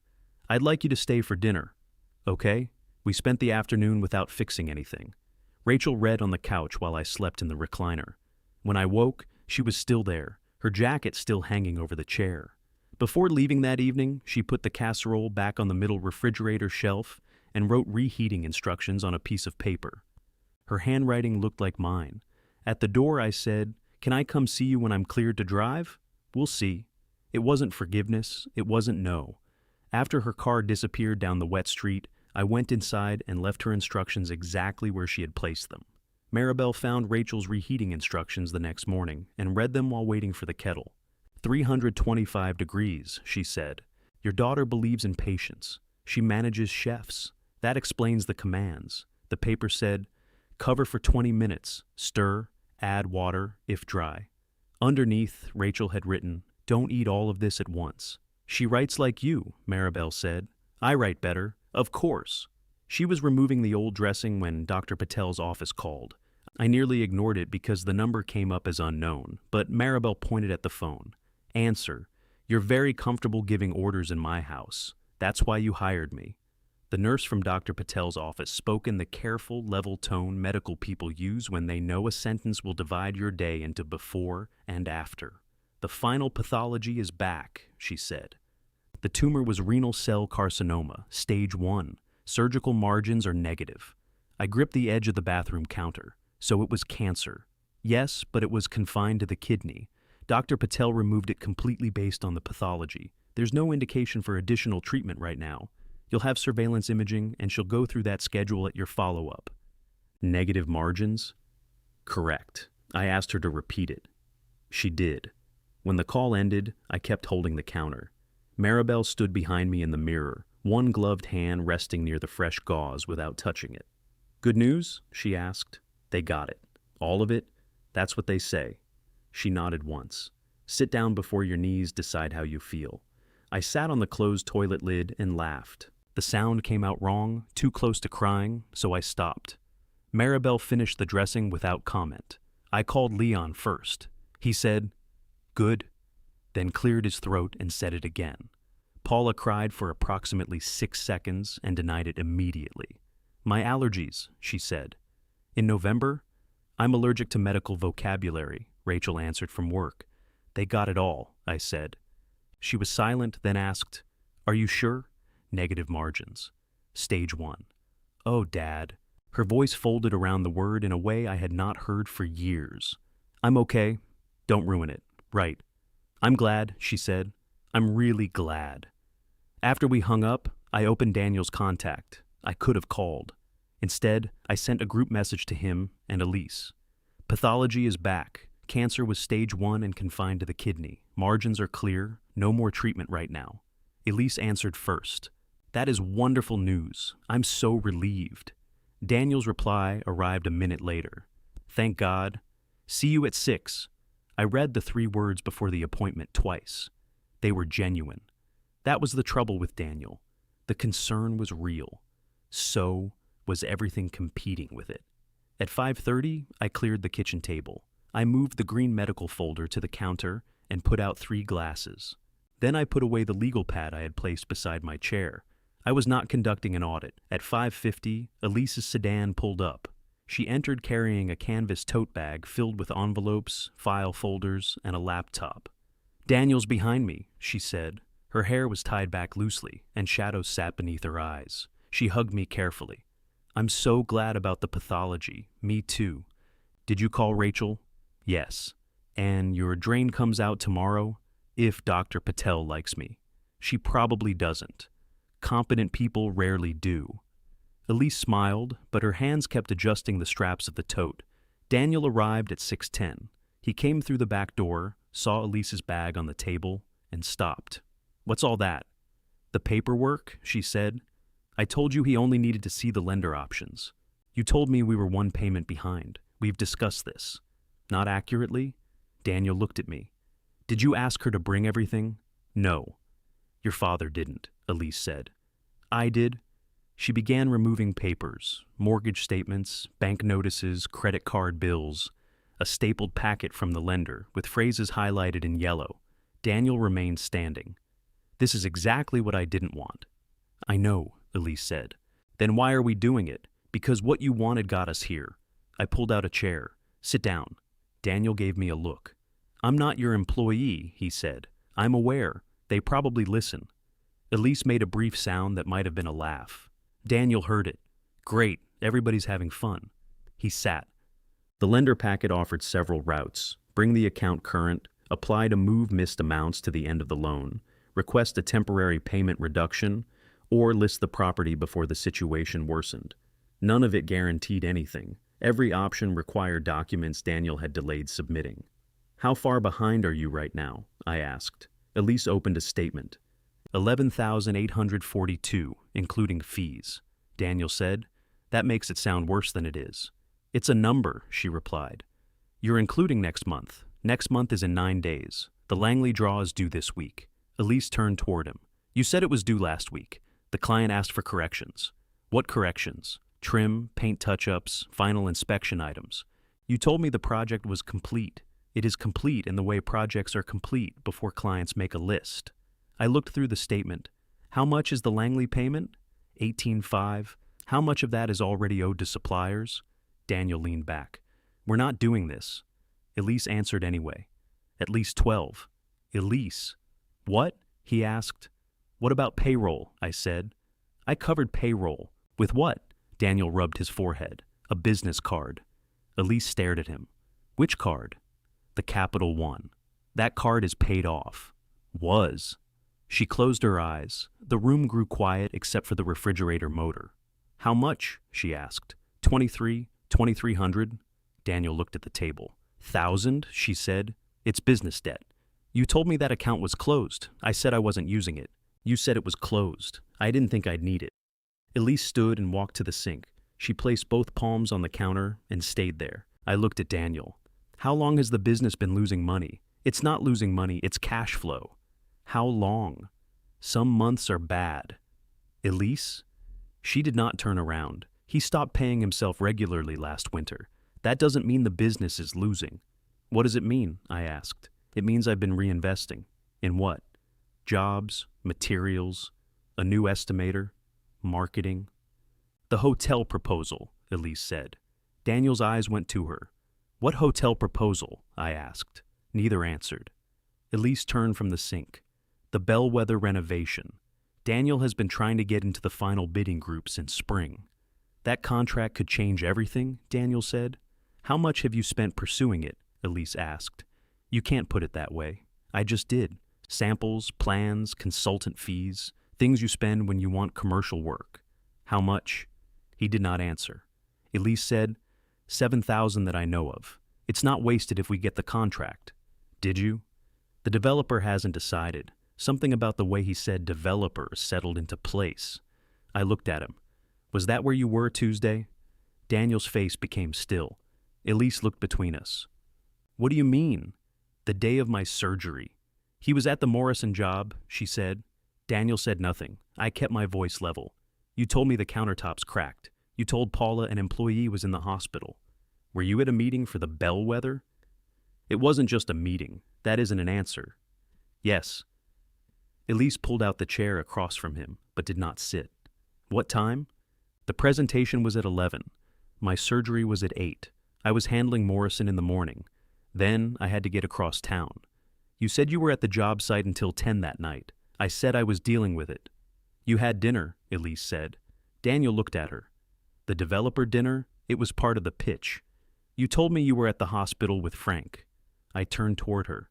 Daniel said, No, I didn't. You texted that he was still out of it and you might be there late. I said he was out of surgery. You said, I'm staying until he's settled. I meant Leon. No, you didn't. Her voice was quiet now. That was worse than shouting. Daniel pushed his chair back. I had one chance to get in front of these people. One. If I canceled the presentation, the business was done. You went to dinner, I said, because leaving after the presentation would have killed the deal. You could have come to the hospital between them. It wasn't across the street. It was 20 minutes. You don't know where I was. I know where you weren't. Daniel stood. I knew the surgery had gone well. Leon texted me. What was I supposed to do, sit in a chair while you slept and throw away the only contract that might fix all of this? Yes, Elise said. He turned to her. You're saying that now because you're angry. I'm saying it because you told me you were there. I didn't want you worrying. No. You didn't want me knowing what you chose. Daniel paced toward the back door, then turned. I was trying to save our house. You asked his surgeon how he was doing, Elise said. I talked to Leon. That wasn't the question. I had updates. Did you call the hospital? They wouldn't tell me anything. Did you try? Daniel looked at me, as if I had built the questions and handed them to her. This is what you wanted, he said. No, I replied. You dragged us here, put all the bills on the table, and waited for me to look like the worst person in the room. I didn't bring the bills. You knew this would happen. Part of me had. I had imagined Daniel confronted by numbers, explanations failing one after another. I had imagined Elise finally understanding why I refused. In that version, truth had the neatness of a repaired leak. This was not neat. Elise gathered several loose papers and pushed them into the tote. Where are you going? Daniel asked. My sister's. For how long? I don't know. Because of a meeting? Because I don't know which part of our life is real. He looked frightened then, not angry. It made him seem younger without making him innocent. Elise, come on. She zipped the bag. Frank, I'm sorry we did this here. You didn't. She hugged me quickly and left. Daniel watched her car back out of the driveway. Then he turned to me. Happy? No. You sure? No. That answer landed harder than certainty. He picked up the lender packet but left the other statements on the table. At the door, he stopped. The pathology really came back clean? Yes. His shoulders lowered slightly. Good, he said. I mean that. I know. He nodded once and walked out. I remained at the table with the bills neither of them had taken, listening as his truck started and followed Elise into the dark. The bills stayed on the table until nearly midnight. I did not read them. I had seen enough to know they belonged to a life larger than the numbers printed on the pages. I stacked them by size, slid a rubber band around the pile, and placed them beside the green medical folder. The neatness made everything look dishonest. At 12:15, Paula called. Elise is at her sister's, she said. How do you know? Her sister called me. Why would her sister call you? She wanted Daniel's mother. You're not Daniel's mother. No, but apparently my number was easier to find. Paula had been Daniel and Rachel's stepmother for 21 years, longer than either of them had lived with their biological mother before she moved west and built a quieter life.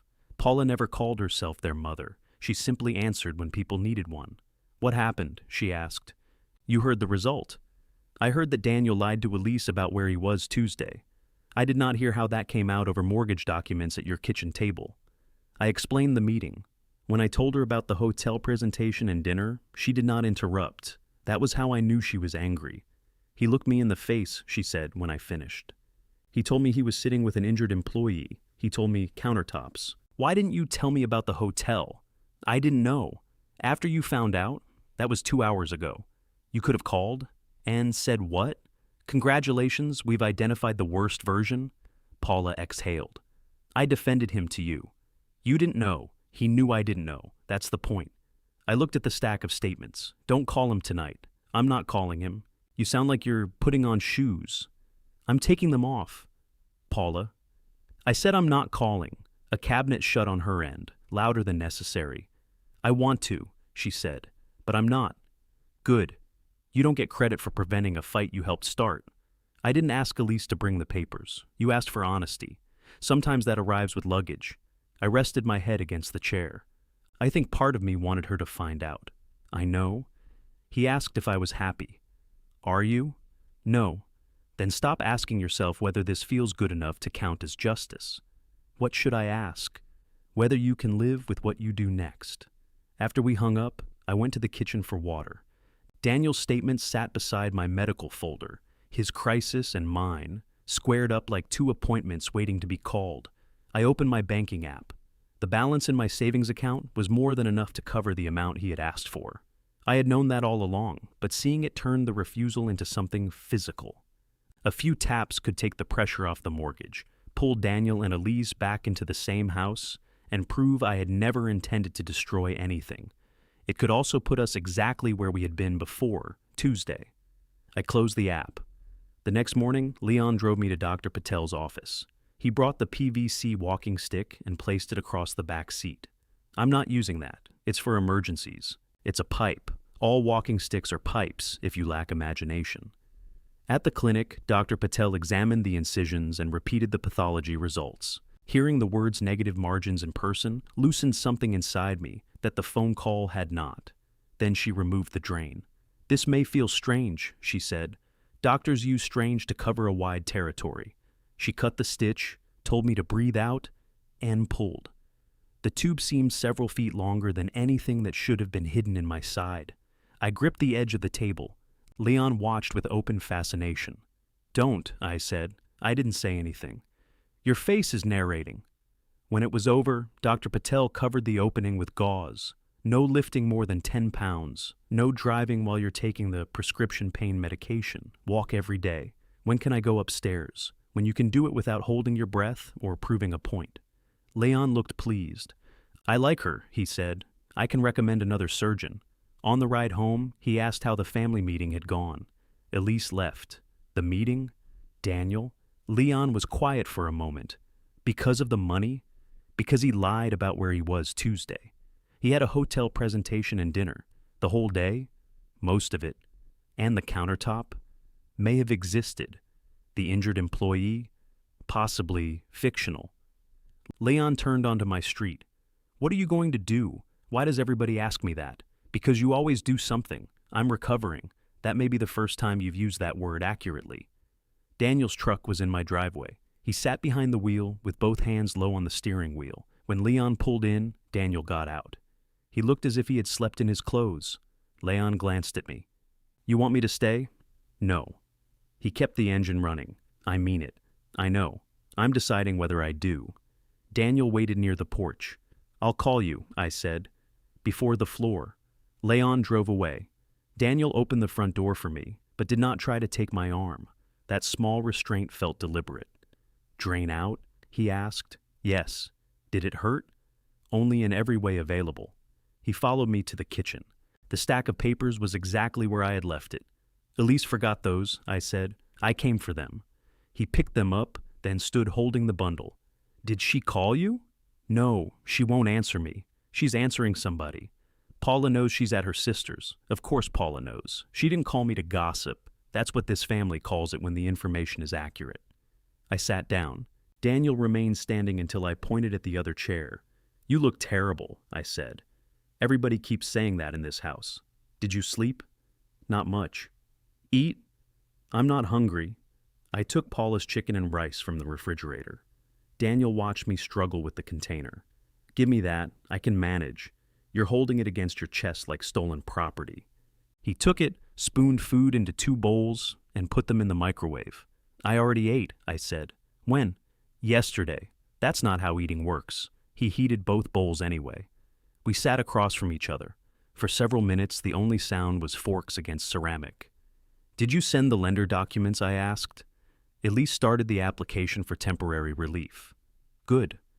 They want tax returns, bank statements, business profit and loss, hardship letter. Everything except dental records. Can you provide it? Yes. Will you? He looked at me. I came to get papers, not attend another seminar. I took a bite. He ate half the bowl before speaking again. The bellwether decision is supposed to come this week. You still think you might get it? I gave the best presentation. That wasn't my question. Daniel put his fork down. If I get the contract, I can restructure the business. Commercial work has better margins if you manage it right. Can your company carry a project that size? His expression hardened. You think I'm incompetent? No. You asked the question. Competent people can take work that kills their company. Thank you, retired maintenance supervisor. You're welcome, man, asking retired maintenance supervisor for money. For a second, anger flashed. Then Daniel laughed despite himself.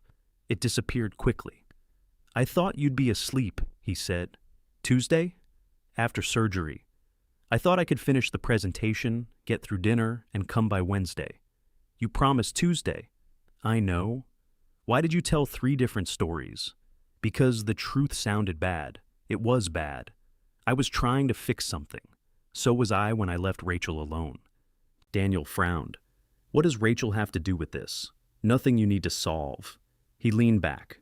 I knew Leon was there. I knew you had doctors. The bellwether people weren't going to reschedule because my dad needed someone in a waiting room. I didn't need someone in a waiting room. What did you need? I looked at him. I needed to know you would choose me when I wasn't useful.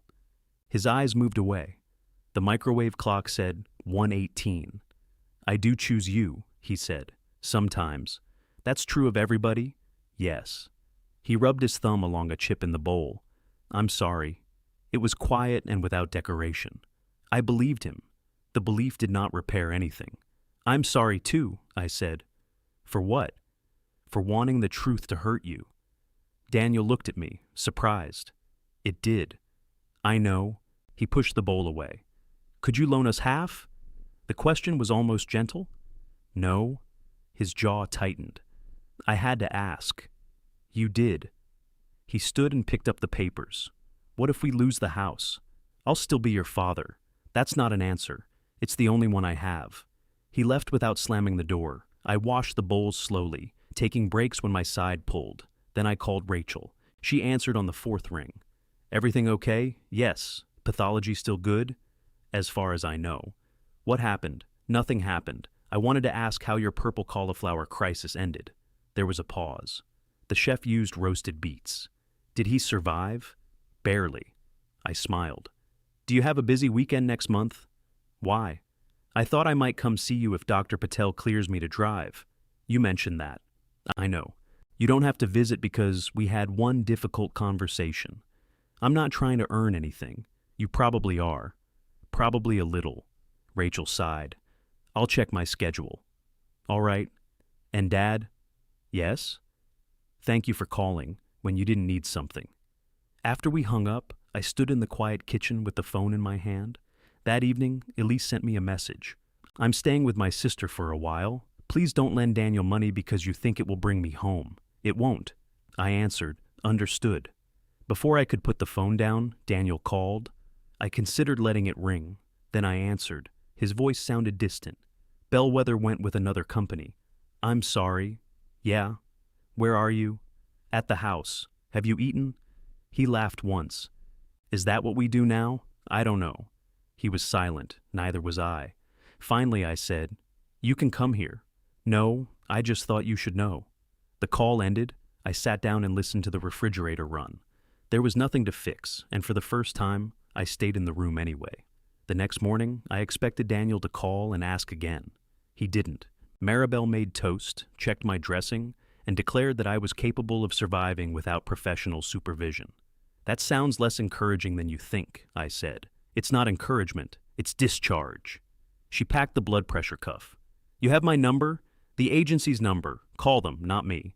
Boundaries. I've heard of those. You're learning. At the door, she pointed toward the cane. Use it outside. I'm steadier. Use it outside. Yes, ma'am. She left before I could thank her in a way that might embarrass us both. I stood at the window and watched her drive away, grateful for the clean dressing, the labeled temperature sheet, and every dollar I had spent on help that did not have to love me first. Daniel stayed quiet for 3 days. On the 4th, he texted a photograph of his enclosed work trailer. What do you think I can get for this? The trailer was 6 years old, lettered with the Mercer Homeworks logo. I had helped him install the interior racks. We spent an entire Saturday fitting plywood shelves because Daniel refused to pay for the manufactured system. I answered, Depends whether tools are included. Trailer alone, maybe 7 to 8. Clean it first. He replied, Guy offered 5. Too low. Need it gone fast. That does not improve its value. Thanks, Dad. I could not tell whether he meant it. That afternoon, he sent pictures of a tile saw, a compressor, and a commercial dust extractor. I gave him my best estimate on each. I did not ask what selling them meant for the company. He told me anyway. I'm keeping what I need for smaller jobs. Cal Brennan offered me subcontract work. Cal Brennan had competed against Daniel for residential remodels for years. Daniel once described his kitchens as expensive cabinets searching for a personality. I typed, Steady work is steady work. Daniel answered, Inspiring. 2 weeks after surgery, Dr. Patel cleared me to drive short distances as long as I stayed off the prescription pain medicine. The first trip I made was to the grocery store. I bought 6 items and came home exhausted enough to nap for an hour. The second trip was to Rachel's. She lived 2.5 hours away in a narrow brick townhouse with a blue door and no obvious maintenance emergencies. I arrived carrying a bakery box because showing up empty-handed felt unnatural. Rachel opened the door and looked past me toward the curb. You drove? Unless Leon is folded in the trunk. You could have waited another week. Dr. Patel cleared me. She cleared you to sit in a car for 5 hours? She lacked your follow-up questions. Rachel took the box and stepped aside. Her house looked like her, orderly without being stiff, warm in ways you noticed slowly. Books filled the shelves beside the fireplace. A wool blanket lay folded over the couch. There were 2 framed photographs on the mantel, neither of which included me. I noticed and wished I hadn't. The guest room door sticks, she said. I turned toward the hallway. That was a test, she added, cruel. Sit down. I sat. She made tea and opened the bakery box. I had bought the cheese pastries she liked. Rachel ate one without commenting on the fact that I remembered. For the first hour, we talked about ordinary things. Her search for a new food distributor, Leon's PVC walking stick, Paula's belief that nobody froze leftovers correctly. Then Rachel said, How's Daniel? Working for Cal Brennan. That must be killing him. He's selling equipment. Are you helping? With prices? Money? No. She watched me. I'm not checking up on you. You are a little. Probably. The resemblance made us both smile. I asked if she had dated anyone seriously since Curtis. It was a question I had avoided because I didn't want to sound intrusive. Rachel looked surprised, then told me about a woman named Natalie she had seen for almost a year. They ended it because Natalie wanted to move south, and Rachel did not. I didn't know, I said. You didn't ask. I'm asking now. So I noticed. There was no accusation in it, only a fact. I stayed 4 hours. I did not inspect the sticking door, the plumbing beneath the sink, or the cabinet drawer in the bathroom. As I was leaving, Rachel opened the guest room door with one shoulder. You're really going to let this stay like this? I asked. Yes. Why? Because it annoys you from 2.5 hours away. She hugged me. Text when you get home. I did. On the drive back, Daniel called through the car speakers. You driving? Home from Rachel's. You went to see Rachel? Yes, that's new. The comment was accurate enough that I let it pass. I sold the trailer, he said. For 5? 6.2. Better. Cal bought the dust extractor. I thought he had terrible taste. He does. His money remains functional. Daniel sounded tired, but clearer than he had after the bellwether decision. What does Elise think? I asked. She thinks I should list the house. What do you think? I think if the lender approves the temporary plan, we can catch up. With subcontract work, with that and the Langley payment. Did Langley pay? Most of it. Most? They held back $2,000 until I finished the list. I tightened my grip on the steering wheel. Can you finish it? Yes, then finish it. I'm going tomorrow. Good. He was silent for several miles. You still there? I asked. Yeah. You want something? No. All right. Is that hard for you? What? Not turning the call into instructions. I gave you instructions about Langley. You lasted almost 3 minutes. That may be a record. He laughed softly. The lender did not reject Daniel and Elise's request, but the plan they offered required a payment neither of them believed they could sustain. Daniel described the terms to me over the phone in a voice full of contempt for arithmetic. They added the missed amount to a trial period, so the temporary payment is higher, he said. That seems unhelpful. They want to prove we can manage it. Can you? If bellwether had come through. It didn't. I know that. Then no, I didn't call for you to say no. Why did you call? He was quiet. I don't know. Do you want me to listen or answer? What kind of question is that? One Rachel taught me. He gave a humorless laugh. Listen. So I did. He talked for 15 minutes about subcontracting for Cal. The hours were longer because Daniel was on the tools instead of moving between job sites. Cal inspected everything twice and paid every Friday. Daniel hated being watched and loved knowing exactly when the deposit would arrive. He did not ask for money. When the call ended, I realized my dinner had gone cold. Elise came to my house the following Sunday to collect the statements she had left. She looked rested but thinner. She sat at the kitchen table with tea and kept both hands wrapped around the mug. Daniel says he's selling things, I said. He is. Are you still at your sister's? Yes. He thinks listing the house will make that permanent. Elise looked down into the tea. Keeping the house won't make me come back. I told him that wasn't my decision. Thank you. He calls me more now. For money? No, that's something. It feels like something. She looked toward the row of medication bottles. There were fewer now. I had stopped labeling them because even I could distinguish acetaminophen from nothing. I loved that house, Elise said. I still do. But I'm starting to hate what it asks us to pretend. That you can afford it?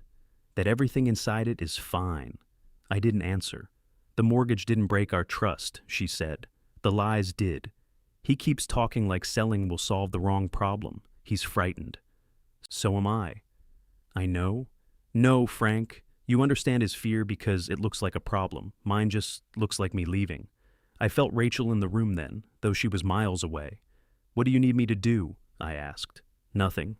I waited instead of offering options. Elise's shoulders lowered. I need him to tell me the truth before I already know it, she said. Not when the statements are on the table. Not when you catch him changing stories. Before. I can't make him do that. I know. She finished her tea and left with the papers. Daniel came by that evening. He carried no phone full of numbers. He stood in the kitchen with both hands in his jacket pockets. Elise was here. Yes? What did she say? That's between us? His mouth tightened. You'll discuss our finances with her, but now you care about privacy. She spoke about herself. And you should ask her. She doesn't answer half my calls. Maybe don't start with the mortgage. Daniel walked to the refrigerator, opened it, and stared inside. You have any of Mom's chicken left? No, it was 3 weeks ago. Right, I made grilled cheese sandwiches. Daniel ate his standing at the counter. When you gave us the down payment, he said, did you think we could handle that house? Yes. Do you still? No. The answer came out before I could soften it. Daniel nodded as if he had expected pain and appreciated its punctuality. I thought so. I like the house, I said. I like seeing you there. It made me feel as if I'd given you something permanent. You made a big deal about it being a real family house. I did. Every time I talked about downsizing, you said property was the safest thing we had. I was wrong. You were convincing. So were you. He leaned against the counter. I don't know who I am if I'm 39, working for Cal Brennan, renting an apartment, and paying off a business that doesn't exist. You're still Daniel. That answer works better for fathers. What do you want me to say? I don't know. Something that makes it less pathetic. I don't think it's pathetic. You think it's responsible? Yes. That's not the same thing. No. He put his plate in the sink. Elise wants to call an agent tomorrow. Are you going to? He stared out the kitchen window at the dark yard. I think so. The sign went up 4 days later. Daniel sent me a photograph without comment. The house stood behind it looking exactly as it had before.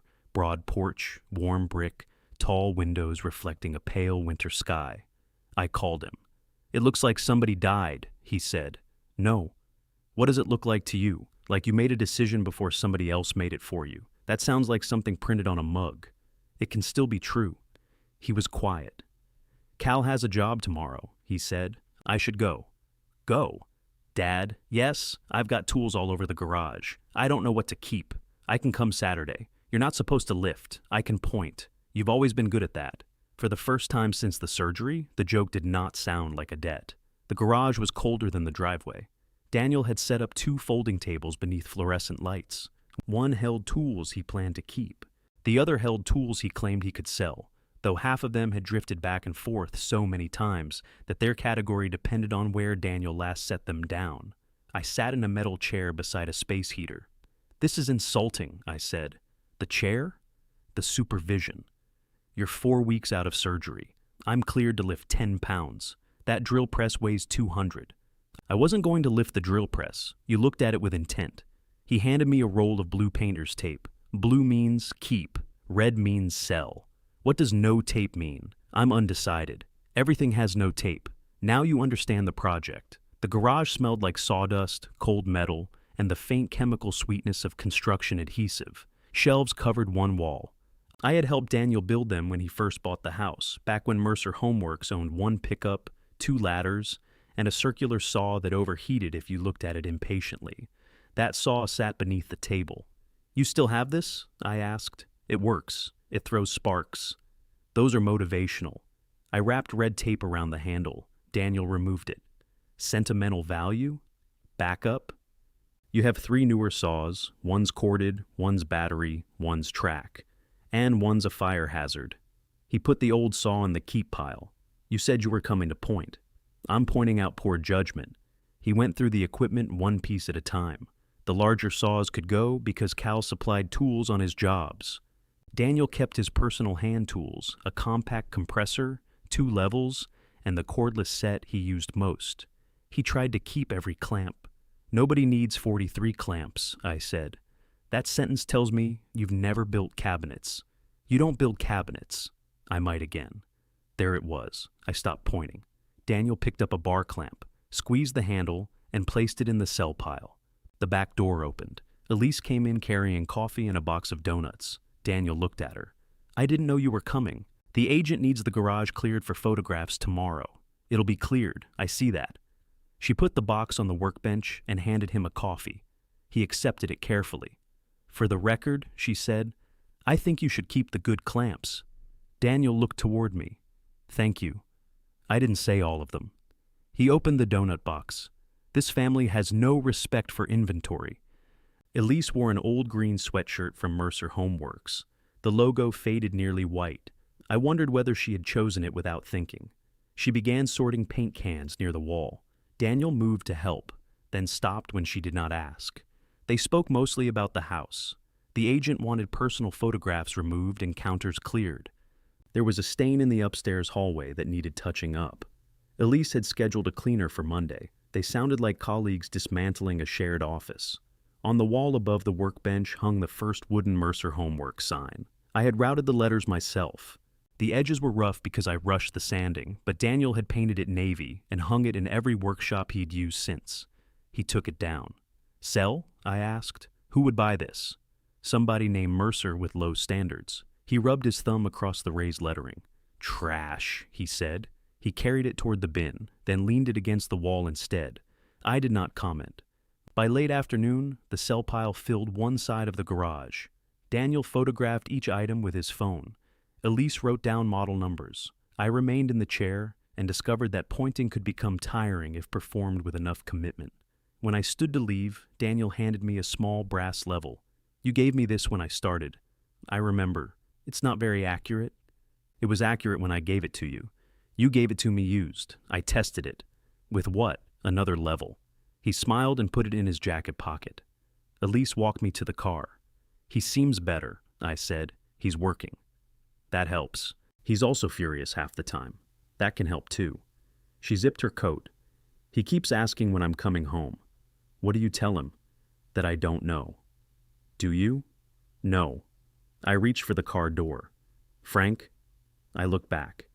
Thank you for not telling him what I should do. I've been practicing, I noticed. The house went on the market in the least graceful way possible. The first prospective buyer complained that the primary bedroom was too dark. The second loved the kitchen and hated the backyard. A couple requested a second showing, then decided the street was too busy, despite the street being exactly as busy as it had been during the first showing.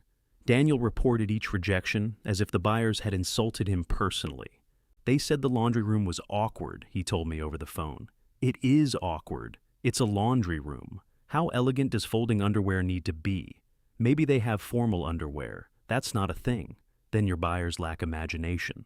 He laughed, then told me Cal had put him in charge of a bathroom renovation because the regular supervisor was sick.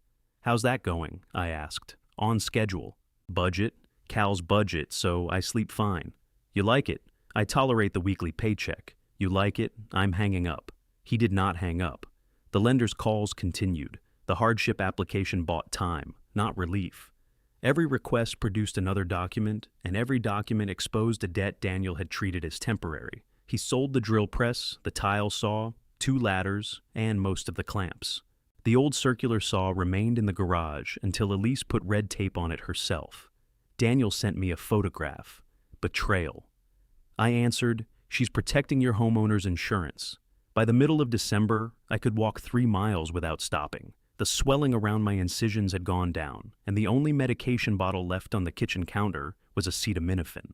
I moved back upstairs, but kept the guest room ready because removing the clean sheets seemed like tempting the universe. Rachel called while I was putting away groceries. Did you buy vegetables? She asked. How would you know?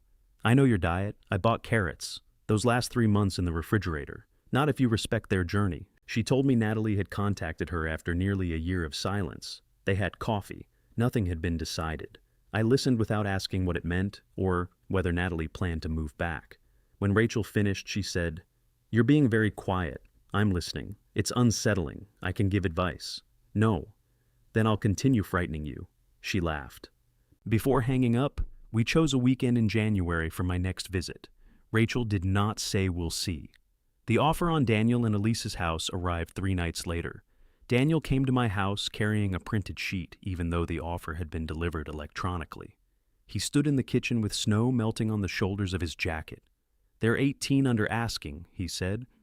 Is that reasonable? No. Is that emotional or mathematical? Both.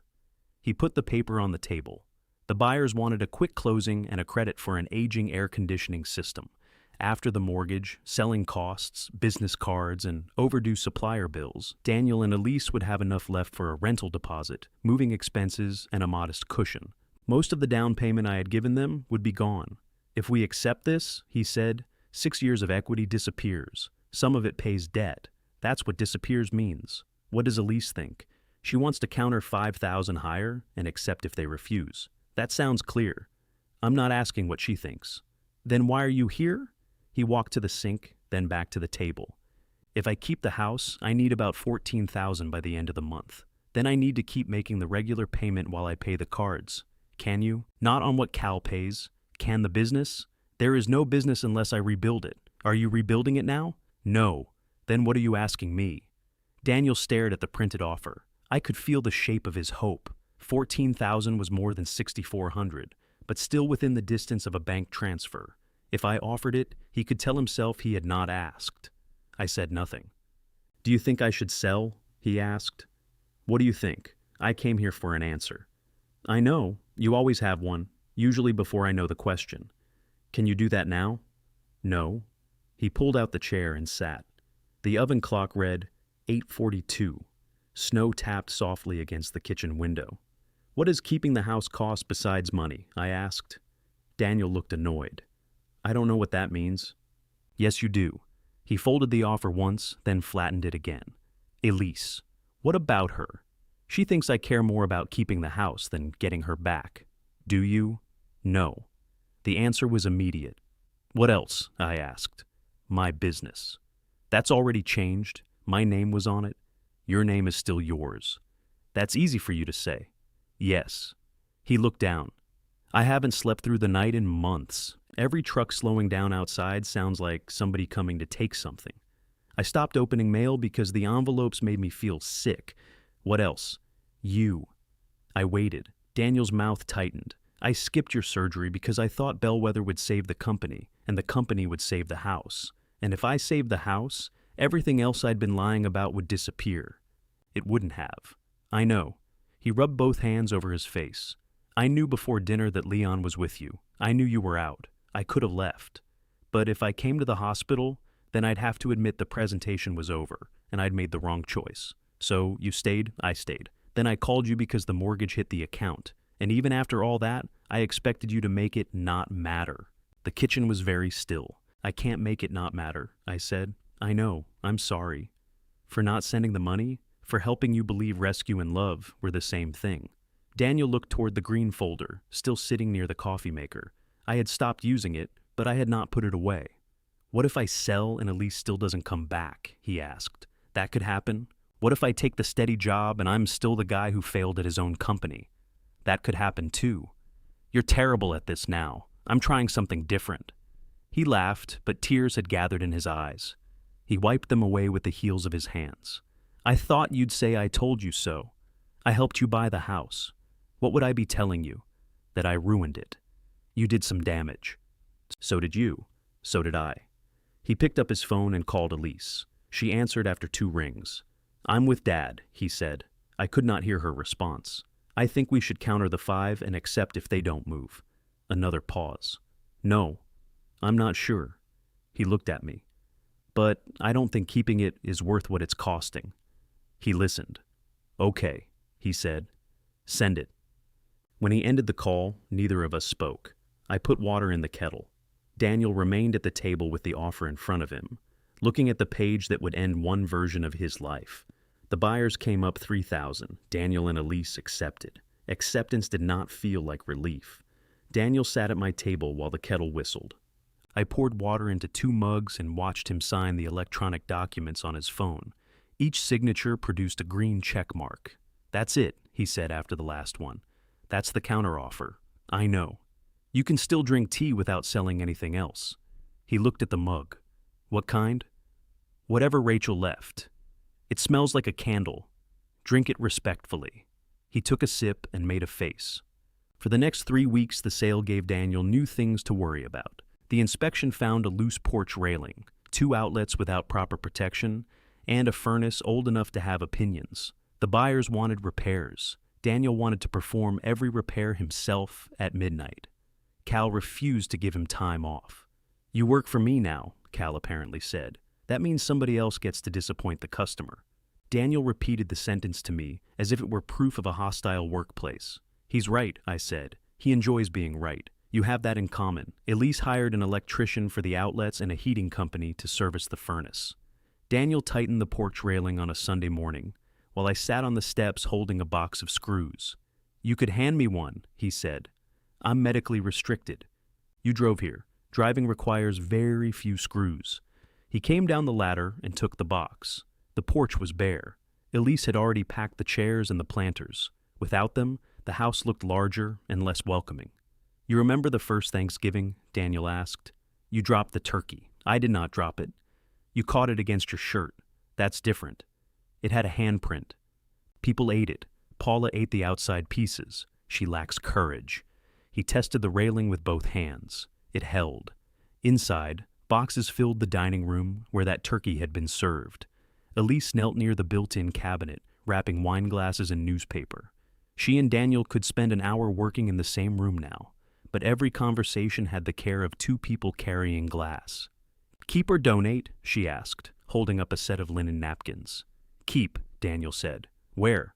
"The rental. We have one kitchen drawer. We'll put them in a closet. That's where linens begin planning revenge." He looked at me. "She's been around you too much."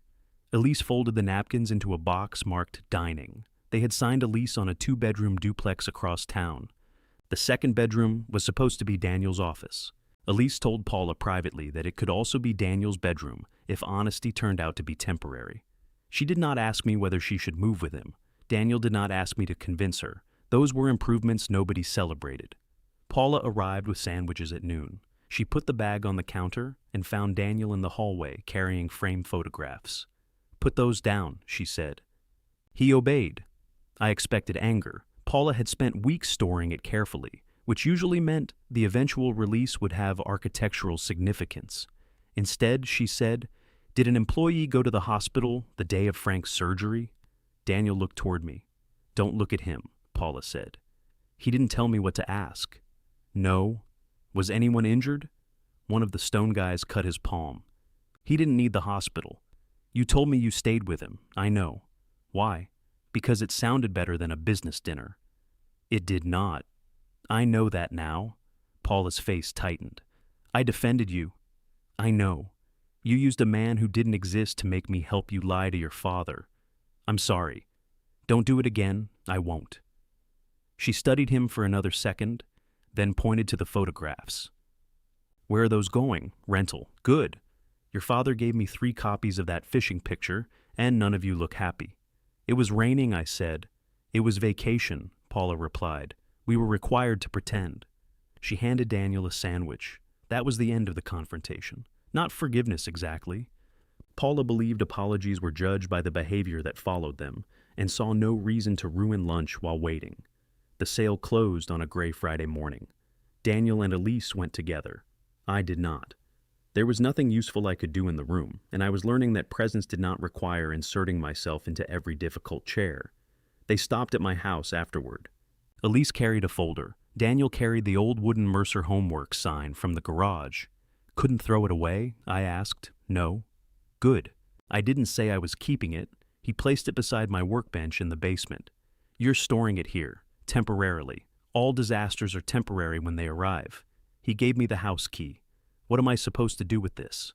"Nothing. I forgot to leave it. Then give it to the agent. They change the locks after closing, so it opens a house that no longer exists. The house exists. Not for you." Daniel looked at the key in his palm, then put it in his pocket. "Fine." Elise stood near the bottom of the stairs, holding the folder against her chest. "The mortgage is paid," she said. "The business cards are paid except for one. Suppliers are caught up. We have enough for the rental deposit and a few months if something happens." "Something always happens," Daniel said. "Then we'll know what it is." He nodded. Most of the money I had given them for the down payment was gone. It had become 6 years of shelter, interest, repairs, dinners, and debt. That was not the permanent thing I had imagined, but it was not nothing. They moved into the duplex the following day. I was assigned to unpack the kitchen because everybody agreed it was the one task least likely to involve lifting furniture. Rachel drove in to help. She arrived with a toolbox, saw me notice it, and said, "This one is mine. I wasn't going to interfere." "You stared at it. The latch is loose." Inner thoughts, Dad.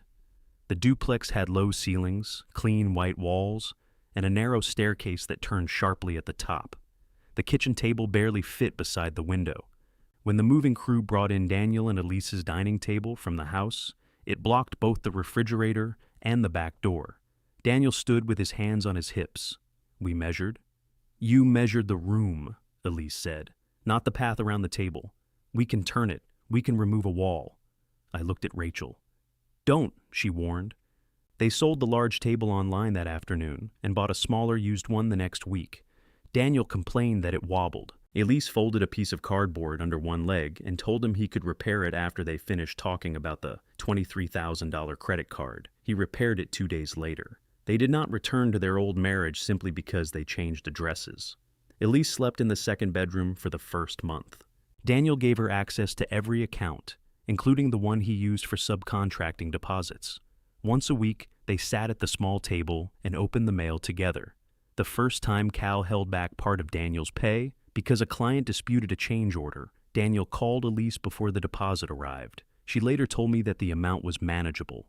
What mattered was that he told her while it was still information, before fear had turned it into a secret. Daniel closed Mercer Homeworks officially after completing the Langley corrections. He kept the name registered, but stopped pretending he was about to restart. Cal offered him a permanent supervisor position with health insurance and paid time off. Daniel accepted, then complained for 10 straight minutes about having a boss. "You always had clients," I said. "Clients go away. So do employers if you're talented. That's not reassuring. You didn't ask for reassurance." He began transferring $200 to me on the first Friday of every month. The note on the first payment said, "March." I called him. "You need this more than I do." "That sounds like refusal." "It's an observation. I'm paying you back. At this rate, we'll both be extremely old. You had cancer. You're already extremely old. Renal cell carcinoma did not affect my hearing. Keep the money, Dad." I kept it. Not because I needed repayment to prove anything, because sending it back would have turned his effort into another thing I knew better than he did. My own house felt different after I recovered. The guest room returned to being a guest room, though I left the dining chair beside the bed for weeks. I put the green medical folder in the cabinet above the refrigerator. The medication labels went into the trash. Leon took his PVC walking stick home after I threatened to plant tomatoes around it. I called people before I had a reason. Sometimes Leon came for coffee and stayed too long. Sometimes Paula brought food and left before either of us could mistake familiarity for reconciliation. Rachel and I began talking Sunday evenings. The calls were not dramatic. She told me about work, Natalie, and the guest room door she still refused to repair. On my January visit, Natalie joined us for dinner. I asked 2 questions and fixed nothing. Rachel later said I behaved almost normally. It was the nicest thing she had said to me in years. Daniel came by less often than before, but the visits changed. He no longer arrived with a folder, a broken tool, or a request disguised as coffee. Once he spent an entire afternoon watching a football game with me, even though neither of us cared who won. Another time, he brought the old brass level and left it on my workbench. "It's still inaccurate," he said. "I tested it." "With the other inaccurate level?" "We have a system." Elise moved back into the main bedroom in early spring. Daniel told me during a walk around my neighborhood, presenting it as a logistical update. "That sounds good," I said. "It is. Are things fixed?" "No." "Good." He stopped walking. "Good?" "Fixed things get put back on the shelf. You two should probably keep looking at this one. You've become exhausting in a whole new way. I'm growing." He shook his head and continued walking. By the time the trees along my street started flowering, the scar beneath my ribs had faded to a pale line. I could climb stairs without thinking about where to place my feet. Most days, cancer existed only as a date on the calendar. The first surveillance scan was scheduled for 6:30 on a Thursday morning. I did not ask Daniel to come. He called 2 weeks beforehand. "Elise said your scan is coming up." "Yes." "When?" "Thursday the 14th. "What time?"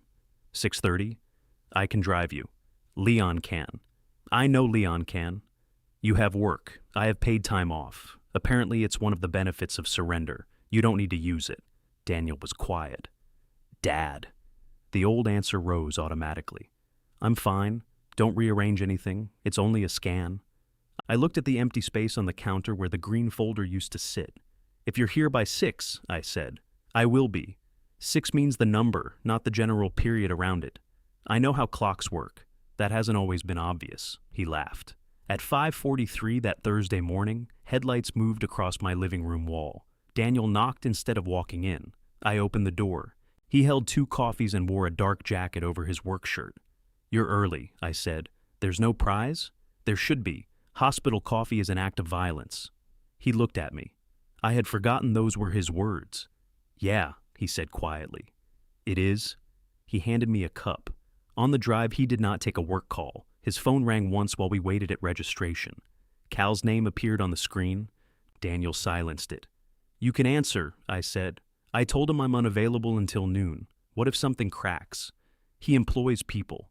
The scan itself took less than 20 minutes. Preparation and waiting took nearly 2 hours. Daniel sat beside me in the radiology department, one ankle over his knee, reading the same page of a magazine. "You nervous?" I asked. "No." "Okay, I'm not." I smiled. He saw it and rolled his eyes. Dr. Patel met us later that morning. The scan showed no evidence of remaining or returning cancer. The preserved portion of my kidney was functioning well. Daniel asked when the next scan would be. 6 months, she said. He entered the date in his phone. Afterward, we went to a diner near the hospital. Daniel ordered eggs, potatoes, bacon, and pancakes, as if waiting had burned several thousand calories. I ordered toast. "You should eat more," he said. "Maribel?" "Who?"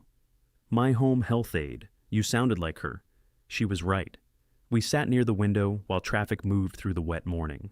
"I know today doesn't change Tuesday," Daniel said. "No. I thought about bringing flowers. I'm glad you didn't. Elise said they would look guilty. Elise is wise." He tore a pancake in half with his fork. "I'm still sorry." "I know. And I'm glad you answered when I called about Bellwether. I almost didn't." "Why did you?" "I decided I wanted a boundary, not a weapon." Daniel nodded. "That sounds like something printed on a mug. It can still be true." He smiled. We finished breakfast and drove home. Daniel walked me to the door, though I no longer needed help with the steps. "I've got to get to work," he said. "Go." He started toward his truck, then turned. 6 months, I heard her, I can drive, we'll see. That means yes. That means we'll see. He left. That evening, my phone rang while I was washing the coffee cup he had brought me. Daniel's name lit the screen. For a moment, I saw the hospital room again, the dark ceiling, the compression machine breathing beside my bed, his voice asking for money before asking whether I was whole. The memory was still there. It no longer made the decision for me. I answered. "What's wrong?" I asked. "Nothing. That's suspicious."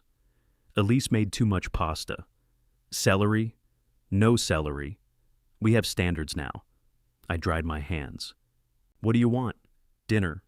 Tomorrow night, if you're free." There was no emergency behind the invitation, no account to rescue, no payment moving at midnight, no reason I was useful, just a place at their smaller table. "I'm free," I said.